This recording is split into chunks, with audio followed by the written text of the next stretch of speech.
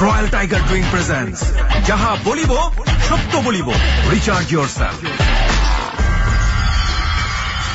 ভুল শুদ্ধ মিলিয়েই মানুষ। আপনি যখন ভুল করেন আপনার বিবেক তখন ঘুমিয়ে থাকে।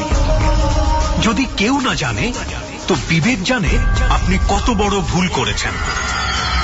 পরিবার, সমাজ, রাষ্ট্র আপনাকে শাস্তি না দিলেও বিবেক আপনাকে প্রতি মুহূর্তেই শাস্তি দিচ্ছে। তবে দাঁড়ান বিবেকের আদালতে, সত্য আপনার শক্তি হোক। নির্ভয়ে বলুন কি ভুল করেছেন আপনি, কেন করেছেন, কোন পাপের শাস্তি আপনার বিবেক আপনাকে দিচ্ছে। আপনার সত্য বলার সাহস হাজার হাজার ভুলের জন্ম থামিয়ে দেবে। সাহস আছে সত্য বলার? তবে আপনার জন্যেই যাহা বলিব সত্য বলিব।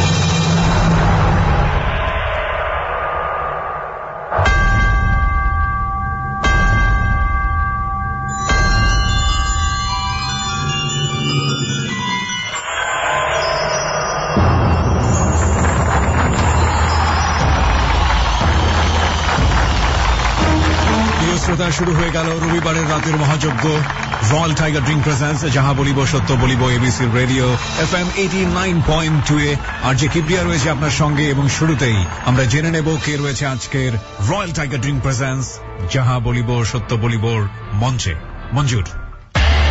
রয়্যাল টাইগার ড্রিঙ্ক প্রেজেন্টস যাহা বলিব সত্য বলিব, recharge yourself.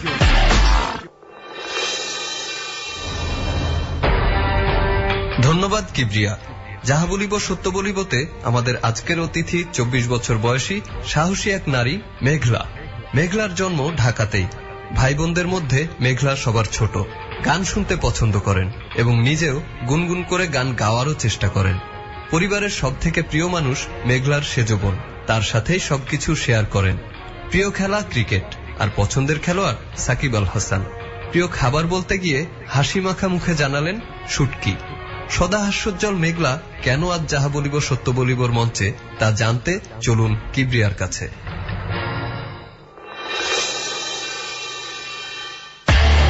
Royal tiger drink presents যাহা বলিব সত্য বলিব, রিচার্জ ইয়োরসেলফ।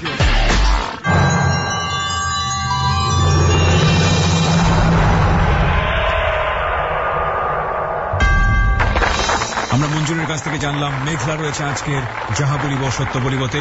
তার জীবনের অপ্রিয় সত্য আমরা জানবো। মেঘলা, আপনার বিবেকটা জাগিয়েছে কে, যে কারণে আজকে আপনি লাখো মানুষের সামনে নিজেকে এভাবে কনফেস করতে চাচ্ছেন? আমার বিবেকটা অ্যাকচুয়ালি আমি আপনাদের প্রোগ্রামটা প্রায় শুনি, যাহা বলিব সত্য বলিব। হ্যাঁ শুনি। তো গত মাসে শুনতেছিলাম একটা ছেলে বললো যে উনি নাকি 16টা বিয়ে করছেন আর 17টা। তখন শুনতেছিলাম, তো তখন আপনাদের নাম্বারটা আমি সেভ করে রাখছি। ভাবলাম যে আমি ফোন করবো বা ওইখানে আমি যাব। মানে ওনার স্টোরিটা শোনার পরে আপনার মনে হলো যে আপনার ভেতরে যে অপরাধ বা যে ভুলটা আপনি করেছেন সেটা আপনি লাখ লাখ মানুষের সামনে বলবেন, তাই তো? ওকে। প্রিয় শ্রোতা, আমরা দেখলাম যে স্বয়ং জেবিএসবি অর্থাৎ যাহা বলিব সত্য বলিব অনুষ্ঠানটি আমাদের আজকের যিনি অতিথি মেঘলা, তার বিবেক জাগিয়েছে। আমরা বরাবরের মধ্যে আপনাকে জানাচ্ছি যে আমাদের অনুষ্ঠানে বাকি সেগমেন্টগুলো থাকছে SMS পোল। আজকে SMS পোল খুবই গুরুত্বপূর্ণ, cause we are presenting very very sensitive story. আর আরেকটা বিষয় আপনাদেরকে বলতে চাই, সেটা হচ্ছে SMS পোল দেবার সঙ্গে সঙ্গে আপনি এখানে মতামত প্রকাশ করবেন, কারণ অনেকেই মনে করেন যে আমি ভোট না দিলেও চলবে, অন্যরা কেউ না কেউ তো দিচ্ছে। এমনও তো হতে পারে গল্পটি আপনার শোনার ইচ্ছে করছে, সেক্ষেত্রে আপনি ভোট প্রদান করলে হয়তো 51% হতো, আপনি ভোট না প্রদান করার জন্য সেটা 50 হয়ে গেল, কিংবা 49% হওয়ার কারণে আপনি আর গল্পটা শুনতে পারলেন না। সুতরাং আপনার ভোটটিও কিন্তু খুবই গুরুত্বপূর্ণ। আমরা SMS পোলের আহ্বান করব এবং অনেক অনেক দিন পরে সেটা আমরা আগেই আপনাদেরকে অ্যাওয়ার্ড করছি। এবং একই সাথে আমাদের যে বাকি সেগমেন্টগুলো রয়েছে, আমাদের সঙ্গে থাকবেন ডক্টর তাজুল ইসলাম, তিনি আমার সঙ্গে আছেন। আমরা আপনাদেরকে আবারও কনফার্ম করছি। ডক্টর তাজুল ইসলাম, শুনতে পাচ্ছেন আমাকে? অনেক ধন্যবাদ আপনাকে আমাদের সঙ্গে থাকবার জন্য, এবং আপনার মূল্যবান মতামত আমরা অনুষ্ঠান শেষে গিয়ে নিব। আর আমরা যেটা করে থাকি আমাদের অনুষ্ঠানে, প্রথমে ব্যাকগ্রাউন্ড তুলে ধরি, একজন মানুষ বা একজন অপরাধীর অপরাধী হবার কাহিনী, তারপর অপরাধ সে কি করেছে এবং তার জীবনে কি ঘটেছে, সবগুলো আমরা ধারাবাহিকভাবে এখানে নিয়ে আসার চেষ্টা করি। প্রথমেই আমরা দেখব মেঘলার বড় হয়ে ওঠা বা অপরাধী হয়ে ওঠার পেছনের ব্যাকগ্রাউন্ড। শুরু করছি আমরা রয়্যাল টাইগার ড্রিঙ্ক প্রেজেন্টস যাহা বলিব সত্য বলিবর মূল পর্ব।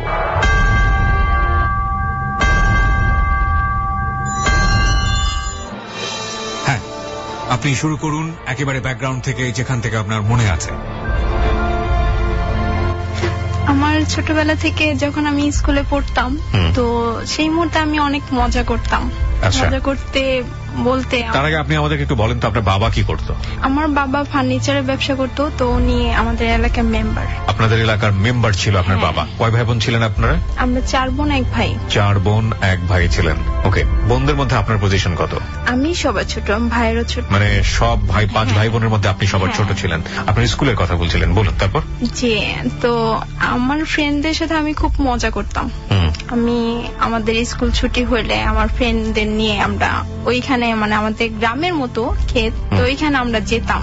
মানে অনেক কিছু খাবার টাবার নিয়ে একটা ছোটখাটো পিকনিকের মতো করতাম।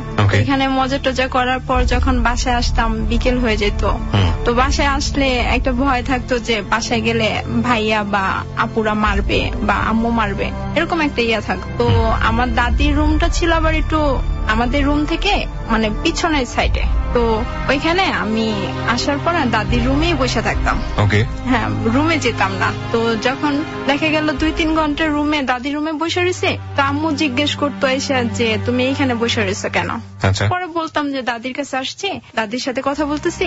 আমি তো স্কুল থেকে অনেক আগেই আসছি, আইসে এখানে খাওয়া দাওয়া করছি। তো দাদিও বলতো হ্যাঁ আসছে, অনেক আগেই আসছে। তো এরকম ভাবে অনেক দিনই করি। করার পরে একদিন ভাইয়া আমাকে ফলো করে। করার পর ভাইয়া বলতেছে যে আমি আজকে দেখলাম ওই স্কুলে ছিল না, টিফিন টাইমে ও স্কুল থেকে বের হয়ে গেছে। তো আমি তো জানতাম না যে ভাইয়া আমাকে ফলো করতেছে। আমি গেলাম, বাসায় যাওয়ার পরে ভাইয়া আমাকে বলতেছে তুই কোথায় ছিলি? পরে আমি বললাম যে আমি কোথায় ছিলাম মানে আমি তো স্কুলেই ছিলাম। পরে বলতেছে না তুই স্কুলে ছিলি না, টিফিন টাইমে তুই বের হয়ে গেছো। তারপর মানে ওই মুহূর্তে ভাইয়া আমাকে অনেকটা মানে 2-3টা চর মারছে গালে। চর মারার পর তো আমি আবার, আব্বা আমাকে খুব আদর করতো। আব্বা বলতেছে তুই ওরে মারতেছিস কেন? ওরা বলতেছে যে ও স্কুল বাধা দিতেছে, ও স্কুলে যায় না। যায় ঠিকই কিন্তু ক্লাস করে না। মানে আপনার ভাই একটাই ছিল? হ্যাঁ, একটা ভাই ছিল। উনি কি সবার বড় ছিল? হ্যাঁ। মানে ও বুঝতে পারেনি আমার একটা মানে জোরে একটা চর মারছে, যাতে আমার কানের সমস্যা হয়েছিল, কানে মানে রক্ত বের হয়ে গেছিল। তো বুঝতে পারে না, ও যখন দেখছে যে রক্ত বের হইতেছে ও তখন মানে কান্না করে দিছে। হ্যাঁ, তো আমার বোনদের বলতেছে, আমার সেজু বোনের তখন বিয়ে হয় নাই, আমার বোনকে বলতেছে ওর গায়ে কখনো হাত দিবি না, আজকের পর থেকে ওর গায়ে হাত দিবি না। তারপর থেকে আমি রেগুলার স্কুলে যাই বা পড়ি, ভাইয়াও খুব আদর করে, আর আমাকে কখনো গায়ে হাত উঠায় নাই। তো আমি যখন এইচএসসি পরীক্ষা দিব ভাইয়া নিয়ে আসে। তো পরে পরীক্ষা শেষ হইলো, রেজাল্ট বের হইলো, রেজাল্টে খুব ভালোই আসলো, পয়েন্টও খুব ভালো। তো ভাইয়া খুব খুশি হলো। যখন ইন্টার ফার্স্ট ইয়ারে পড়ি তখন আমার আব্বার সাথে রাগারাগি করে আমি আব্বার কাছ থেকে 5,000 টাকা নিয়ে আমি বের হয়ে আসছি। কেন রাগারাগি করলেন? রাগারাগি করছি বলতে আব্বা কি যেন একটা কথা বলছিল, আমার ঠিক মনে নাই। তো তখন সন্ধ্যার পর আমি আব্বা টাকা রাখছে, ওইখান থেকে আমি 5,000 টাকা নিয়ে বের হয়ে গেছি। ভাবলাম যে আর এই রাগারাগিটা কি নিয়মিত হতো আপনাদের ফ্যামিলি? নিয়মিত না, অ্যাকচুয়ালি আমার সাথেই বেশি হইতো। আপনার সঙ্গে পরিবারের সবাই রাগারাগি করতো? কেন রাগারাগি করতো? কারণ আপনি কি মানে খুব দুষ্টামি করতাম, খুব বেশি দুষ্টামি করতেন, যেটা পছন্দ করতো না ফ্যামিলির লোকজন। ওকে, তো রাগারাগি করে বাবার কাছ থেকে 5,000 টাকা চুরি করে আপনি বের হয়ে গেছি। কোনো প্ল্যান ছিল কোথায় যাবেন, কি করবেন? না, প্ল্যান ছিল না। আমাদের এখানে বৈশাখী মেলা ছিল, তো ওই মেলাতে আমার চাচাতো বোন একটা ছেলের সাথে সম্পর্ক ছিল ওর, তো আমাকে বলতেছে চল মেলায় যাই। পরে আমি বললাম যে আব্বা আম্মা তো বকাবকি করবে। পরে বলতেছে না, বকাবকি করবে না, আমি আমার ভাগ্নি, বড় বোনের মেয়ে, তারপর আমার চাচাতো বোন আর ওর একটা আত্মীয় আর কি। তো আমরা 4 জন মেলাতে গেছি, লুকায় গেছি, কেউ যাইতে দেয় না, লুকায় গেছি। এটা কি টাকা চুরি করেই? না, টাকা চুরি করার আগে। ওকে। তো ওইখানে যাওয়ার পর আমার চাচাতো বোন যে ছেলেটার সাথে সম্পর্ক ছিল, তো ও আসছে, ওর সাথে আরেকটা ছেলে আসছে। আরেকটা ছেলে আসার পর ওই ছেলেটা আমাকে দেখে আমাকে তখনই বলতেছে, মানে আমার চাচাতো বোনকে বলতেছে এটা তোমার কি হয়? পরে বলতেছে যে এটা আমার বোন। পরে বললো যে ওরা খুব ভাল লাগছে, ওর সাথে আমার মানে ইলেকশন করায় দিবা। পরে ও বলতেছে যে ও তো আচ্ছা ঠিক আছে দেখি, বললে দেখি। তো আমি যখন বাসায় এসে পড়লাম 3 দিন মেলাটা ছিল, আমি বাসায় আসার পর আমাকে বলতেছে যে এরকম ও তো তোরে খুব পছন্দ করছে। আমি বললাম যে আচ্ছা ঠিক আছে দেখি, মানে তখন এরকম ফিলিংস ছিল না যে সম্পর্ক হলে কি করতে হবে বা কি এরকম জিনিসটা বুঝিনো না তেমন একটা, তখন বুঝি না।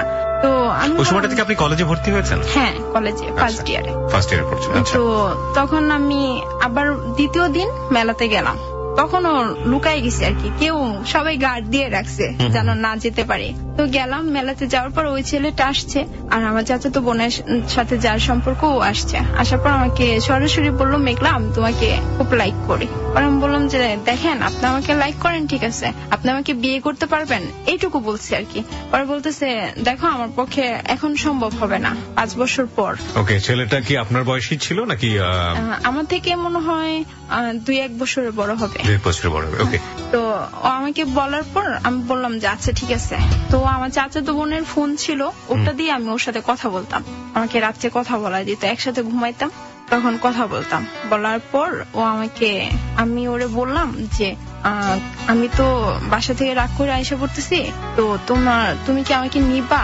মানে ও অবাক হয়ে গেছে, ও কিছু বলে না। তো আমি বাসা থেকে 5,000 টাকা নিয়ে বের হয়েছি। বের হওয়ার পর ওই আমার চাচাতো বোনের সাথে যে ছেলেটার সম্পর্ক ছিল, তো ওনার নাম্বারটা আমার কাছে ছিল। তো ওনাকে আমি ফোন দিছি যে ভাইয়া আমি তো এখানে আসছি, তো আপনি একটু ওরে নিয়ে আসেন। ওকে। তো ওই ছেলেটা আবার ওর কাছে গেছে, গিয়ে বলতেছে মেঘলা তো বাসা থেকে বের হয়ে আসছে, এখন কি করবা? পরে বলতেছে আপনি চলেন একটু যাই আমার সাথে। তারপর বাড্ডা সবজি হোটেলে ওইখানে আমাকে বসাইলো। ওই ছেলেটা আগে আসছে, আইসে বসাইছে, পরে ও আসছে পরে।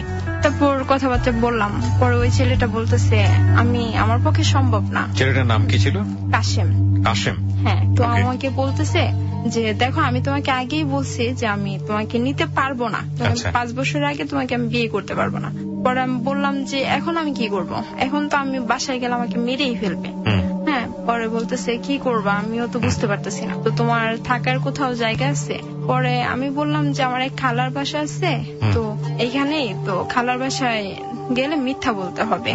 তো আমি ওরে নিয়ে আর ওই ছেলেটাকে নিয়ে গেলাম, খালার বাসায় গেলাম। খালার বাসায় যাওয়ার পরে খালা আমাকে দেখে অবাক হয়ে গেছে, মানে কখনো যাই না। বলতেছে এত রাত্রে তুই এইখানে? তখন প্রায় 8টা-9টার মতো বাজে। পরে আমি বললাম যে খালা আমাদের এলাকার গাড়ি তো বন্ধ হয়ে গেছে, তো এখন আমি যাইতে পারতেছি না, রাত্রে থাকবো, সকালে আবার চলে যাবো।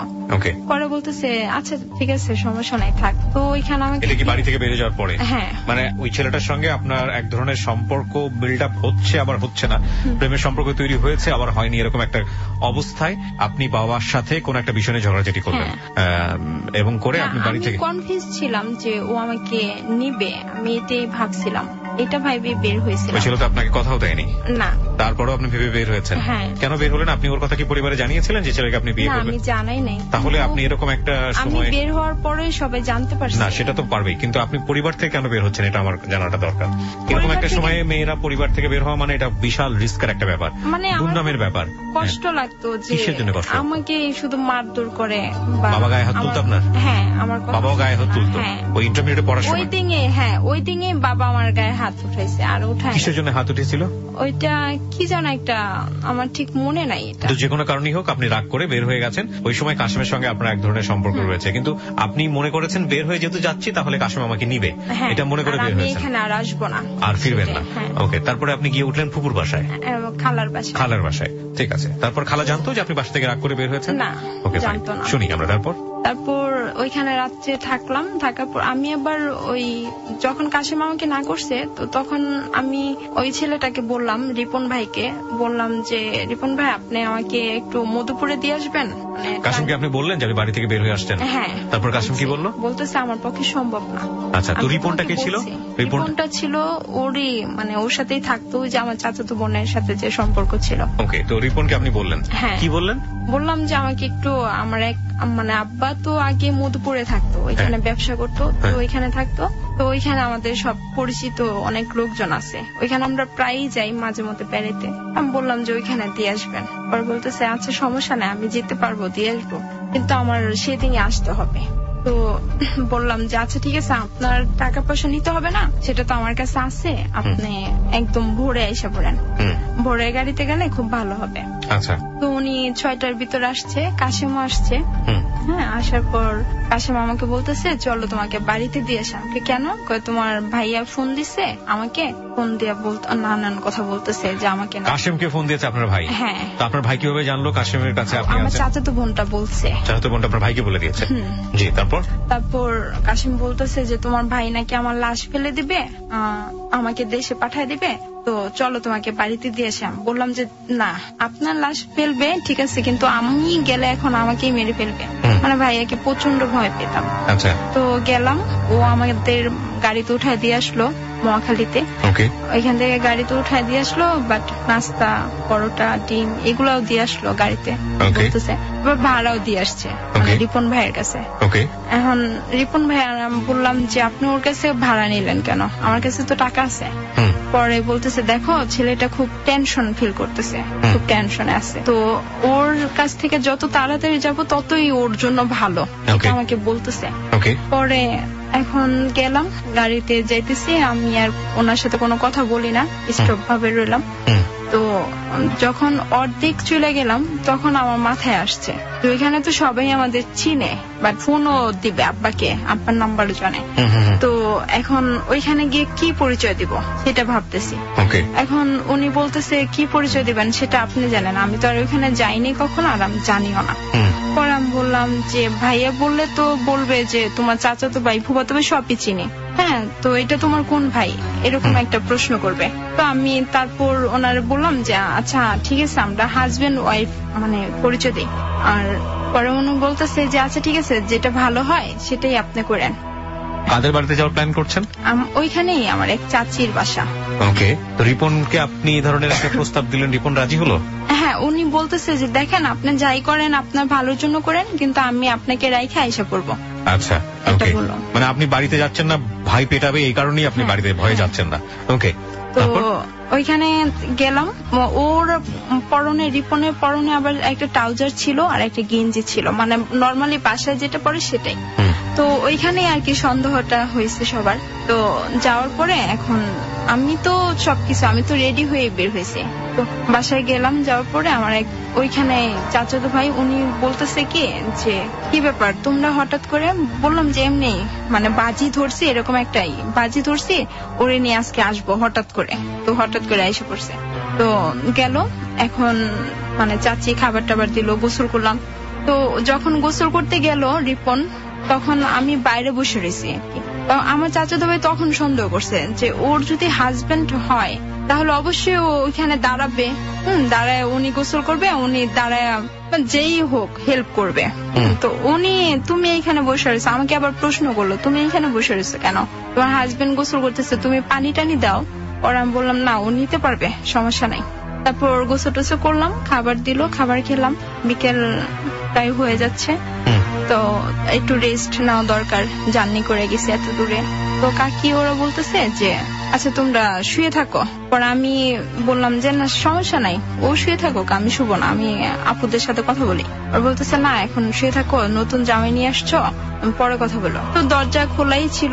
আপনাদের সম্পর্কে কেমন চাচি হয়? আমার মানে ওইখানে ছোটবেলা থেকে আমরা বড় হয়েছি।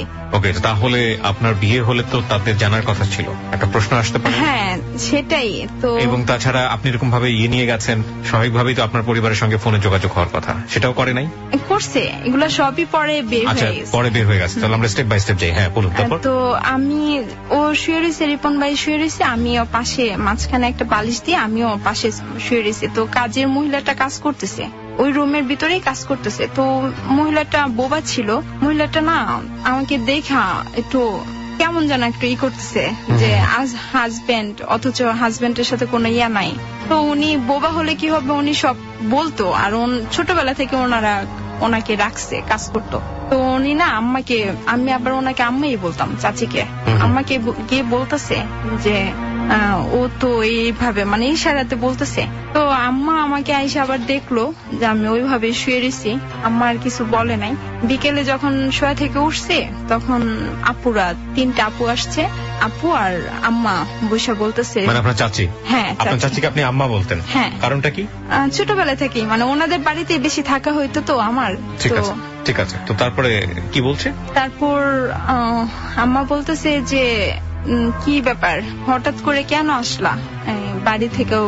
আচ্ছা তোমাদের বাড়িতে ফোন দিয়ে দেখি কি হয়েছে।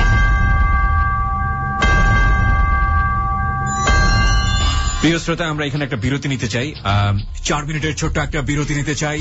যারা যাহা বলিব সত্য বলিবতে এসে নিজের জীবনের অপ্রিয় সত্যগুলো বলতে চান তারা আমাদেরকে ফোন করুন। ফোন নাম্বারটি হচ্ছে 09613892892। আমি আবারও বলছি 09613892892। প্রিয় শ্রোতা, আপনারা সরাসরি কথা বলতে পারেন আমার সঙ্গে আমার ওয়েবসাইটের মাধ্যমে। আমার ওয়েবসাইটের ঠিকানা হচ্ছে www.rj-kebria। আবারও বলছি rj-kebria.com। এখানে এসে লেটস টক নামে একটা সেকশন আছে, ওখান থেকে আপনারা মেইল করতে পারেন। আমি প্রত্যেকটি মেইলের উত্তর দেওয়ার চেষ্টা করি। ফিরে আসছি ঠিক 4 মিনিট পর।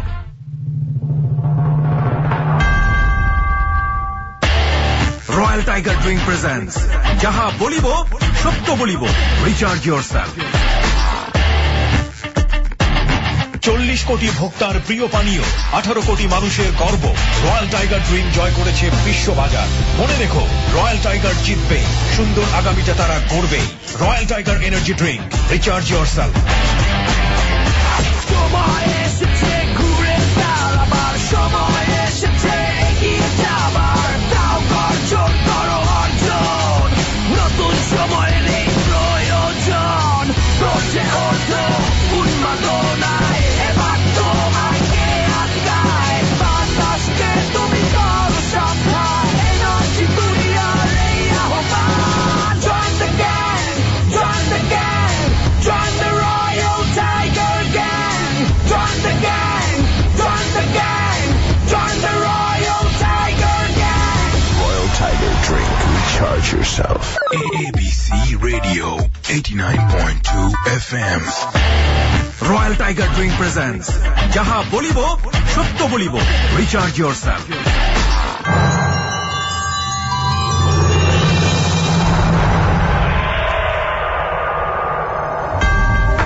4 মিনিট পর আরো একবার welcome and most welcome. Royal tiger drink presents যাহা বলিব সত্য বলিবতে। আর যে কিবরিয়া রয়েছে আপনার সঙ্গে, সাউন্ডে রয়েছে মঞ্জুর। আজকের অতিথি হচ্ছে মেঘলা। কথা না বাড়িয়ে আমরা আবারও ফিরছি মূল গল্পে। মেঘলা, যেখানটায় আমরা ছিলাম সেখান থেকে ফিরতে চাই, বলুন তারপর। হ্যাঁ, ফোন দেওয়ার কথা বলতেছিলেন আপনি, তারপর? হ্যাঁ, তো আম্মা বলতেছে যে ফোন দিয়ে দেখি সমস্যা কি, তোমরা হঠাৎ করে আসলা আর তোমাদের বিয়ে হয়েছে, তোমার তো দেখা মনে হয় না, কারণ নাকি ফুল নাই, হাতে চুড়ি নাই, এগুলা তো গ্রামে কপিয়া করে। তো আমি বললাম যে আমাদের ঢাকায় এগুলো পড়ে না, আর বিয়ে হলে বোঝা যায় না যে বিয়ে হয়েছে নাকি না হয়েছে। তো এগুলো বলে আমি কাটায় দিলাম। কাটায় দেওয়ার পরে আমি ওই রিপন ভাইকে নিয়ে বললাম যে রিপন ভাই, আপনি এক কাজ করেন, কালকে যাবেন, আজকে একটু আমার সাথে চলেন। ওরে আমি মার্কেটে নিয়ে গেলাম।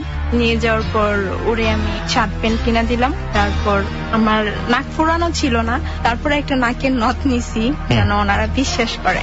হাতে চুড়িও কিনছি। কেনার পর এইগুলা কিনা আসলাম। আসার পর রাত্রে খাওয়া দাওয়া করে যখন শুইতে গেছি, উনি তো ঘুমাই গেছে, আমি তো বসে রয়েছি। পরে আমার চাচাতো ভাইটা যে আমাকে যে গোসল করার সময় সন্দেহ করলো, সে আবার ইতিমধ্যে বাড়িতে ফোন দিছে।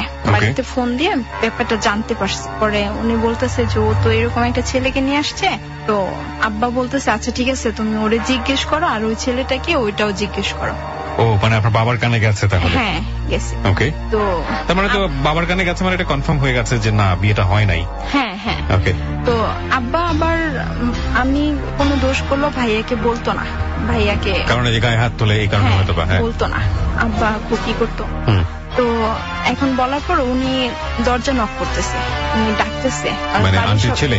হ্যাঁ, বাড়ির সবাই তো ঘুমায় পড়ছে, উনি ডাকতেছে। উনি আবার ওই রিপন ভাইয়ের বয়সী, আমাকে ডাকে না, ওরে ডাকতেছে রিপন রিপন এরকম ভাবে। তো রিপন মানে আপনি যাকে হাজবেন্ড সাজিয়েছেন? হ্যাঁ হ্যাঁ। তো বের হয়েছে, বের হওয়ার পরে আমার বলতেছে ওরে নিয়ে তুমি একটু আমার রুমে আসো। পরে ওনার রুমে গেলাম, যাওয়ার পর আমাকে বলতেছে কি তোমার প্রবলেমটা কি? পরে আমি বললাম কোনটা, কি হয়েছে? পরে বলতেছে যে ওকে, মানে এরকম একটা সরাসরি এই প্রশ্নটা করছে, ওকে সামনে রেখে। হ্যাঁ। পরে আমি বললাম যে কি ব্যাপার, আপনি কি বলেন? আমার হাজবেন্ড। পরে বলতেছে দেখো মিথ্যা বলো না, আমি তোমার বাড়িতে ফোন দিছি। তারপর সবকিছু ওনাকে বললাম যে দেখেন এরকম রাগ করে। তো রিপনও বলতেছে যে হ্যাঁ ওর একটা ছেলের সাথেই ছিল, তো ছেলেটা ওরে নেয় নেই, তো আমাকে বললো যে এরকম সাহায্য করতে হবে, আমি সেই হিসাবে আসছি। তো উনি সকাল হইলো, কবির ভাইয়ের সাথে ঘুমাইলো, আমি একা ঘুমাইলাম। পরে আম্মাকে বললো সবকিছু, আপুদেরও বললো এরকম। পরে আম্মা বলতেছে তুমি রাগ করে আসছো, তুমি আমাকে বললেই পারতা। পরে আমি বললাম যে আমি অ্যাকচুয়ালি ভয় পেয়েছি, আপনারা যদি কিছু করেন বা। পরে বলতেছে যে আচ্ছা ঠিক আছে। তারপর আমার 2টা দুলাভাই, মানে বড় বোনের হাজবেন্ড আর সেজু বোনের তখন বিয়ে হয়েছে, সেজু বোনের হাজবেন্ড, 2জন আমাকে আনতে যাবে। তো বড় দুলাভাইকে আমরা সবাই খুব ভয় পাই, উনি খুব রাগী, তো উনি আগে গেছে। আর পরে সেজু বোনের হাজবেন্ডের সাথে খুব ফ্রি ছিলাম, ওনার সাথে সবকিছু শেয়ার করতাম, যেমন বোনকে শেয়ার করতাম ওনার সাথেও। তো উনিও গেছে, আমি ওনাকে বললাম যে বড় ভাইয়ার আসতে হবে না, আপনি আসেন। তো উনি বলতেছে আচ্ছা ঠিক আছে আমি আসতেছি। ওই দিক দিয়ে বড় ভাইয়াও আগে চলে গেছে, রিপন আইসা পড়ছে। আচ্ছা, এখন মানে আমি রেডি হয়েছি, কবির ভাই বলতেছে চলো তোমাকে পাহাড়ি এলাকায় ঘুরাই নিয়ে আসি, আসতে যেহেতু ঘুরতে যাই। তো যখন উনি বাইকটা বের করলো, আমি ওনার বাইকে উঠে বসবো, তখনই দেখি আমার বড় ভাইয়া আসতেছে। তো আমি ওনাকে, উনি আবার চিনে না, কবির ভাই আবার ওনাকে চিনতো না, কখনো দেখে নাই। তো আমি বললাম যে ওই যে দেখেন কে আসতেছে। উনি তো তাকায় বলতেছে কে? পরে বললাম বড় দুলাভাই আসতেছে। পরে বলতেছে আচ্ছা ঠিক আছে তুমি ভিতরে চলে যাও। বড় দুলাভাই আসতেছে মানে? ওনাকে আমরা ভাইয়েই বলি, বড় বোনের হাজবেন্ড ভাইয়েই বলি। মানে আপনার বড় ভাই আসেনি, আপনার বড় বোনের হাজবেন্ড আসতেছে? হ্যাঁ। আচ্ছা ঠিক আছে, ওকে। তো উনি বলতেছে আচ্ছা ঠিক আছে তুমি ভিতরে যাও। এখন আমি আইসা একটা রুমে পলায় আছি যে উনি তো আমাকে দেখলেই। তখন কি রিপন আছে না চলে গেছে? না, তখন চলে গেছে। রিপন চলে গেছে, ওকে। হ্যাঁ চলে গেছে। তো দুলাভাই আসলো, কবির ভাইয়া ভিতরে নিয়ে আসলো, আম্মা তারপর আপুরা কথা বলতেছে, খাবার দিল দুপুর টাইম। এতে আমি আবার সেজু বোনের হাজবেন্ডকে ফোন দিলাম, বললাম যে আপনি কোথায়? পরে বলতেছে আমি তো স্টেশনে এসে নামছি, তুমি কালকে পাঠাও। পরে আমি কবির ভাইকে বললাম যে কবির ভাইয়া ওই সেজু আপুর হাজবেন্ডটা আসছে, আপনি একটু যান নিয়ে আসেন। তো উনি বাইক নিয়ে গেল, গিয়ে নিয়ে আসলো। নিয়ে আসার পরে উনি আর ওনার সাথে তো আমি ওনাকে দেখা পুরা হয়ে গেছে যে উনি যেহেতু আসছে তাহলে আর কোনো প্রবলেম হবে না। মানে দুলাভাই? হ্যাঁ, বড় দুলাভাই কিছু বলবে না আমাকে। তো এখন খাবার টাবার শেষে যখন বের হয়ে যাব, আমাকে নিয়ে এসে পড়বে, তখন দুলাভাই আমাকে বলতেছে তোরে এক কাজ করবো, তোরে এখন বাসায় নিয়ে যাবো না, তোরে গাড়ি থেকে ট্রেন রাস্তার মাঝখানে মানে পালাই দিবে, এরকম একটা কথা বলছে। পরে এখন সেজু বোনের হাজবেন্ড বলতেছে আচ্ছা দুলাভাই ওটা যা করার পরে করেন, এখন কিছু বলার দরকার নেই। আর ওরে আমার বাসায় নিয়ে যাবো, আমার বাসায় কয়েকদিন থাকবে, আপনি বাড়িতে চলে যান। আচ্ছা। তো আমার সেজু বোনের বাসাটা শ্বশুর বাড়ি হচ্ছে আপনার টঙ্গী স্টেশন রোড। তো আমরা ওইখানে নামলাম, দুলাভাই ওইখান থেকে আইসা বললো। আসার পর আমি ওইখানেই ছিলাম। তো এর মধ্যে আবার রিপনের সাথে আমার কথা হচ্ছে, রিপনের সাথে কথা হইতেছে। রিপন মানে এরকম 2-3 মাস কথা বলার পর রিপন আমাকে প্রপোজ করলো। দাঁড়ান, আপনাকে একটু থামাচ্ছি। সেটা হচ্ছে যে আপনি বাড়িতে ফিরলেন কবে? মানে ওইখান থেকে আপনাকে যখন বলছে ট্রেনের মাঝখানে ফেলে দেবে, তারপরে কি আপনি বাড়িতে গেলেন? না, বাড়িতে যাইনি। তখন আপনি কোথায়? সেজু বোনের বাসায়। ওখানে আপনি স্টে করছেন? হ্যাঁ। ওকে। তারপর লেখাপড়ার কি অবস্থা হলো? লেখাপড়া তখন গেপ ছিল, তখন লেখাপড়া বন্ধ তখন? হ্যাঁ। তো ওই অবস্থায় রিপন আপনাকে প্রপোজ করেছে? হ্যাঁ। তারপর আমি আবার সেজু বোনের হাজবেন্ডের সাথে সব শেয়ার করে তো ওনাকে বললাম যে ভাই এরকম ছেলে। তো আপনি তো জানতেন যে রিপনের সঙ্গে আপনার এক দুঃসম্পর্কে বোনের সম্পর্ক? ওর সাথে ব্রেকআপ হয়ে গেছে? হ্যাঁ, যখন ওই আমার কথাটা বললো তখন থেকেই। মানে আপনার কথা বলেছে, মানে আপনাকে নিয়ে ওখানে পৌঁছে দিয়েছে? মানে হ্যাঁ, এগুলা যখন বাড়িতে শুনেছে তখনই ব্রেকআপ হয়ে গেছে? ওকে। তো তখন আমি আমার দুলাভাইয়ের সাথে শেয়ার করলাম, তো উনি বললো আচ্ছা ঠিক আছে ওকে আসতে বলো। তো রিপন গেল ভাইয়ের সাথে, আমার সাথে সরাসরি কথা বললো। রিপন তখন কি করে? পেশায় কিছু করছে? না, তখন কিছু করে না। স্টুডেন্টও ছিল না? না। আচ্ছা, ওর ফ্যামিলির সম্পর্কে একটু জানি। ওর ফ্যামিলি সম্পর্কে বলতে তখন আমি জানতাম না। তখন আপনি জানতেন না? ওকে, ঠিক আছে। তারপর আপনি বললেন, বলার পর? তারপর বললো, এখন ভাইয়া বলতেছে আচ্ছা ঠিক আছে আমি বাড়িতে আলোচনা করে দেখি বাড়ির সবাই কি বলে। তারপর আমাকে নিয়ে আসলো বাড়িতে, প্রায় 1 মাস পর আমাকে বাড়িতে নিয়ে আসলো। তো ও আবার আমাকে একটা ফোন কিনে দিয়ে আসলো। ফোন নিয়ে, হ্যাঁ। তো আম্মা বলতেছে আচ্ছা ঠিক আছে আমি ওর সাথে কথা বলবো। তো আমি ওরে আবার ফোনে বললাম যে আপনি এক কাজ করবেন, আপনার বোনকে আর আপনার ফ্রেন্ডদের নিয়ে আমাকে কালকে এসে দেখে যাবেন, তাহলে একটু হবে। তো আসছে, ওর বোনরে নিয়ে আসছে, ওর ফ্রেন্ড 4টা ফ্রেন্ড নিয়ে আসছে। আসার পর আম্মার সাথে কথা বলতেছে, আমি পাশের রুমে ছিলাম, আমাকেও দেখলো, ওর ফ্রেন্ডরাও দেখলো। এখন ও আবার আমার আম্মাকে বলতেছে কি, দেখেন আমি তো মানে পরিবারের বড় ছেলে, তো আমি এমনি হুটহাট কিছু করতে পারবো না, আমি আগে আমার আব্বা আম্মাকে রাজি করাবো তারপর। তো আমি এটা যখন আমার মা বললো আমাকে, ওরা চলে গেছে, আমাকে দেখে চলে গেছে, তো তখন আমার মা বলতেছে যে ছেলে তো তোকে বেশি একটা লাইক করে না। আমি বললাম কেন? বলতেছে ছেলে বলতেছে ওর ফ্যামিলিকে আগে বলবে, ওর ফ্যামিলি যদি ডিসিশন দেয় তাহলে ও বিয়ে করবে, না তো করবে না। তারপর আমি মানে একটু খারাপ লাগলো, তারপর ওনার বললাম, পরে উনি বলতেছে যে না আমি তো এরকম কথা বলি নাই, আমি জাস্ট বলছি যে আমার আম্মাকে বলবো বা আব্বাকে বলবো, ওনারা যদি রাজি হয় তো হবে। তো এরকম মানে এই করার পর আমি মোবাইল ইউজ করতেছি, মোবাইলে কথা বলতেছি, আমার দাদির রুমে গিয়ে কথা বলতেছি, ভাইয়া দেখে না, ভাইয়া জানতো না যে আমার ফোন আছে। তো একদিন ফোন আসছে, শব্দ হয়ে গেছে, তখন ভাইয়া আমার পিছনে, আমি মানে ফোন বাজতেছে দাদির রুমে, তো আমি ওইখান থেকে আমাদের রুম থেকে দৌড় মারছি, দাদির রুমে আসছি দৌড়ে। তো ভাইয়া আমার পিছনে পিছনে আসছে, আমি এসে দরজাটা মানে লক করে দিছি। তো সেই মুহূর্তে ভাইয়া দরজার ওই পারে দাঁড়ায় শুনতেছে আমি কথা বলতেছি, তারপর আমাকে মানে দরজা করতেছে যে দরজা খোল। পর আমি দরজা খুললাম, খোলার পর বলতেছে মোবাইল দে। পর আমি বললাম কিসের মোবাইল? তোর কাছে মোবাইল আছে, তো কথা বলছো, আমি শুনছি। পরে ও আমার কাছ থেকে মোবাইলটা নিয়ে গেল, মানে ও আবার আমার মানে রিপনকে পছন্দ করতো না, মোবাইলটা নিয়ে গেল। হ্যাঁ মোবাইলটা নিয়ে গেল, বলতেছে তোর কথা বলা বন্ধ, আর তুই আজকে বাড়ির বাইরেও বের হইতে পারবি না আজকে থেকে। তো আমি এরকম করতে, মা আবার তখন ছিল না, মামা বাড়িতে গেছিল। তারপরের দিন মা আসছে, আসার পর বললাম যে মা এরকম তোমার ছেলে আমার ফোন নিয়ে গেছে, ওরে কিছু বলো। পরে বলতেছে যে ওর ফোন নিছত কি লেগা। তারপর মা বলার পর ফোনটা আমাকে দিয়ে দিছে। ফোনটা দেওয়ার পর ও আমার সাথে আর কথা বলে না, আমার ভাইয়া। সেদিনের পর থেকে আজও আমার সাথে তেমন একটা আগের মতো, আগে যেরকম ফ্রি ছিলাম ওরকম কথা বলে না।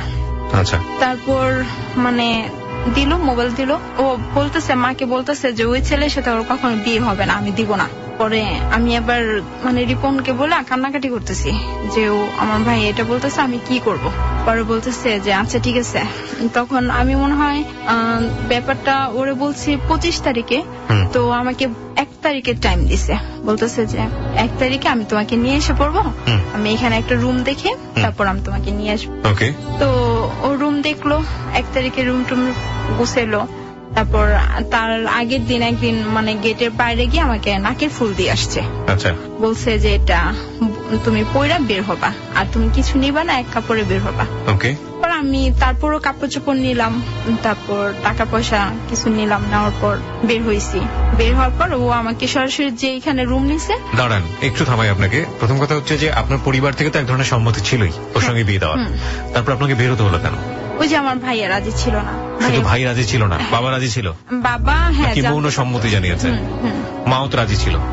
বাবা মা যেখানে অ্যাক্টিভ আছে সেখানে ভাই এত বড় মানে প্রভাব কিভাবে ফ্যামিলির উপর? মানে আমার ভাইকে সবাই একটু মানে বেশি। আমার ভাই কিছু করতো ওই সময়টাতে? উনি না কিছুই করতো না। তো ভাই যেহেতু রাজি ছিল না, সুতরাং আপনাদেরকে পরিবারের এক ধরনের সম্মতিতেই আপনাকে বের হয়ে যেতে হলো পরিবার থেকে। রিপন সম্পর্কে আপনি তখন জানতেন যে রিপনের ফ্যামিলি কি করে? না, রিপনের ফ্যামিলি কি করে ওটা আমি জানতাম না। কিছুই আপনি জানতেন না? রিপনও কি করে আপনি সেটাও জানতেন না? আপনার ফ্যামিলিটা জানতো? আমার ফ্যামিলিও জানে নাই, মানে আমার ফ্যামিলি ভাবছে যে ওর কাছ থেকে শুনে। বাবা মেম্বার, আপনাদের তো প্রতিপত্তি অবস্থা খারাপ থাকার কথা না, তাহলে এইরকম জেনে শুনে এত সময় নিয়ে লম্বা সময় নিয়ে মানুষ ভুল করে? রিপনের সাথে আমার মনে হয় 6 মাসের সম্পর্ক হয়েছিল। 6 মাসের সম্পর্ক আপনি তার ফ্যামিলি সম্পর্কে জানতে পারেননি? কখনো জিজ্ঞেস করি নাই। এবং তার জন্য আপনি বাসা থেকে বের হয়ে যাচ্ছেন? হ্যাঁ, আমি জিজ্ঞেস করি নাই কি করে বা ওর ফ্যামিলিতে কয়জন, শুধু এটা বলছে যে ওরা 2 বোন আর 2 ভাই, এটা বলছে। আমরা একটা SMS পোল দিতে চাই প্রিয় শ্রোতা। অবিশ্বাস্য হলেও সেটা বাস্তব জীবনে সম্ভব, এবং যে ঘটনাগুলো আমাদের জীবনে প্রতিনিয়ত ঘটে যায় সেটাকে সবসময় লজিক্যাল ফ্রেমে দেখা খুব মুশকিল, কারণ life is more than drama. আপনারা যদি বিশ্বাস করেন, আপনারা যদি মনে করেন ওকে কন্টিনিউ করতে দেওয়া উচিত, ও যা বলছে সেটা শোনা উচিত শেষ পর্যন্ত, সেখান থেকে আপনাদের কিছু না কিছু হলেও পাওয়ার আছে, কারণ এর পরের যে ঘটনাগুলো সেগুলো আরো লোমহর্ষক, আরো বেশি দুর্ধর্ষ। ইনফ্যাক্ট আমরা লোমহর্ষক কিছুই শুরু করিনি, সেটা সামনে। আপনি যদি মনে করেন যে ওকে সুযোগ দেওয়া উচিত এবং ও যেটা বলছে সেটাকে বিলিভ করা যায়, তাহলে আপনাকে লিখতে হবে ইয়েস। এবং আপনি যদি মনে করেন যে না, this is quite unbelievable story, then you can say no.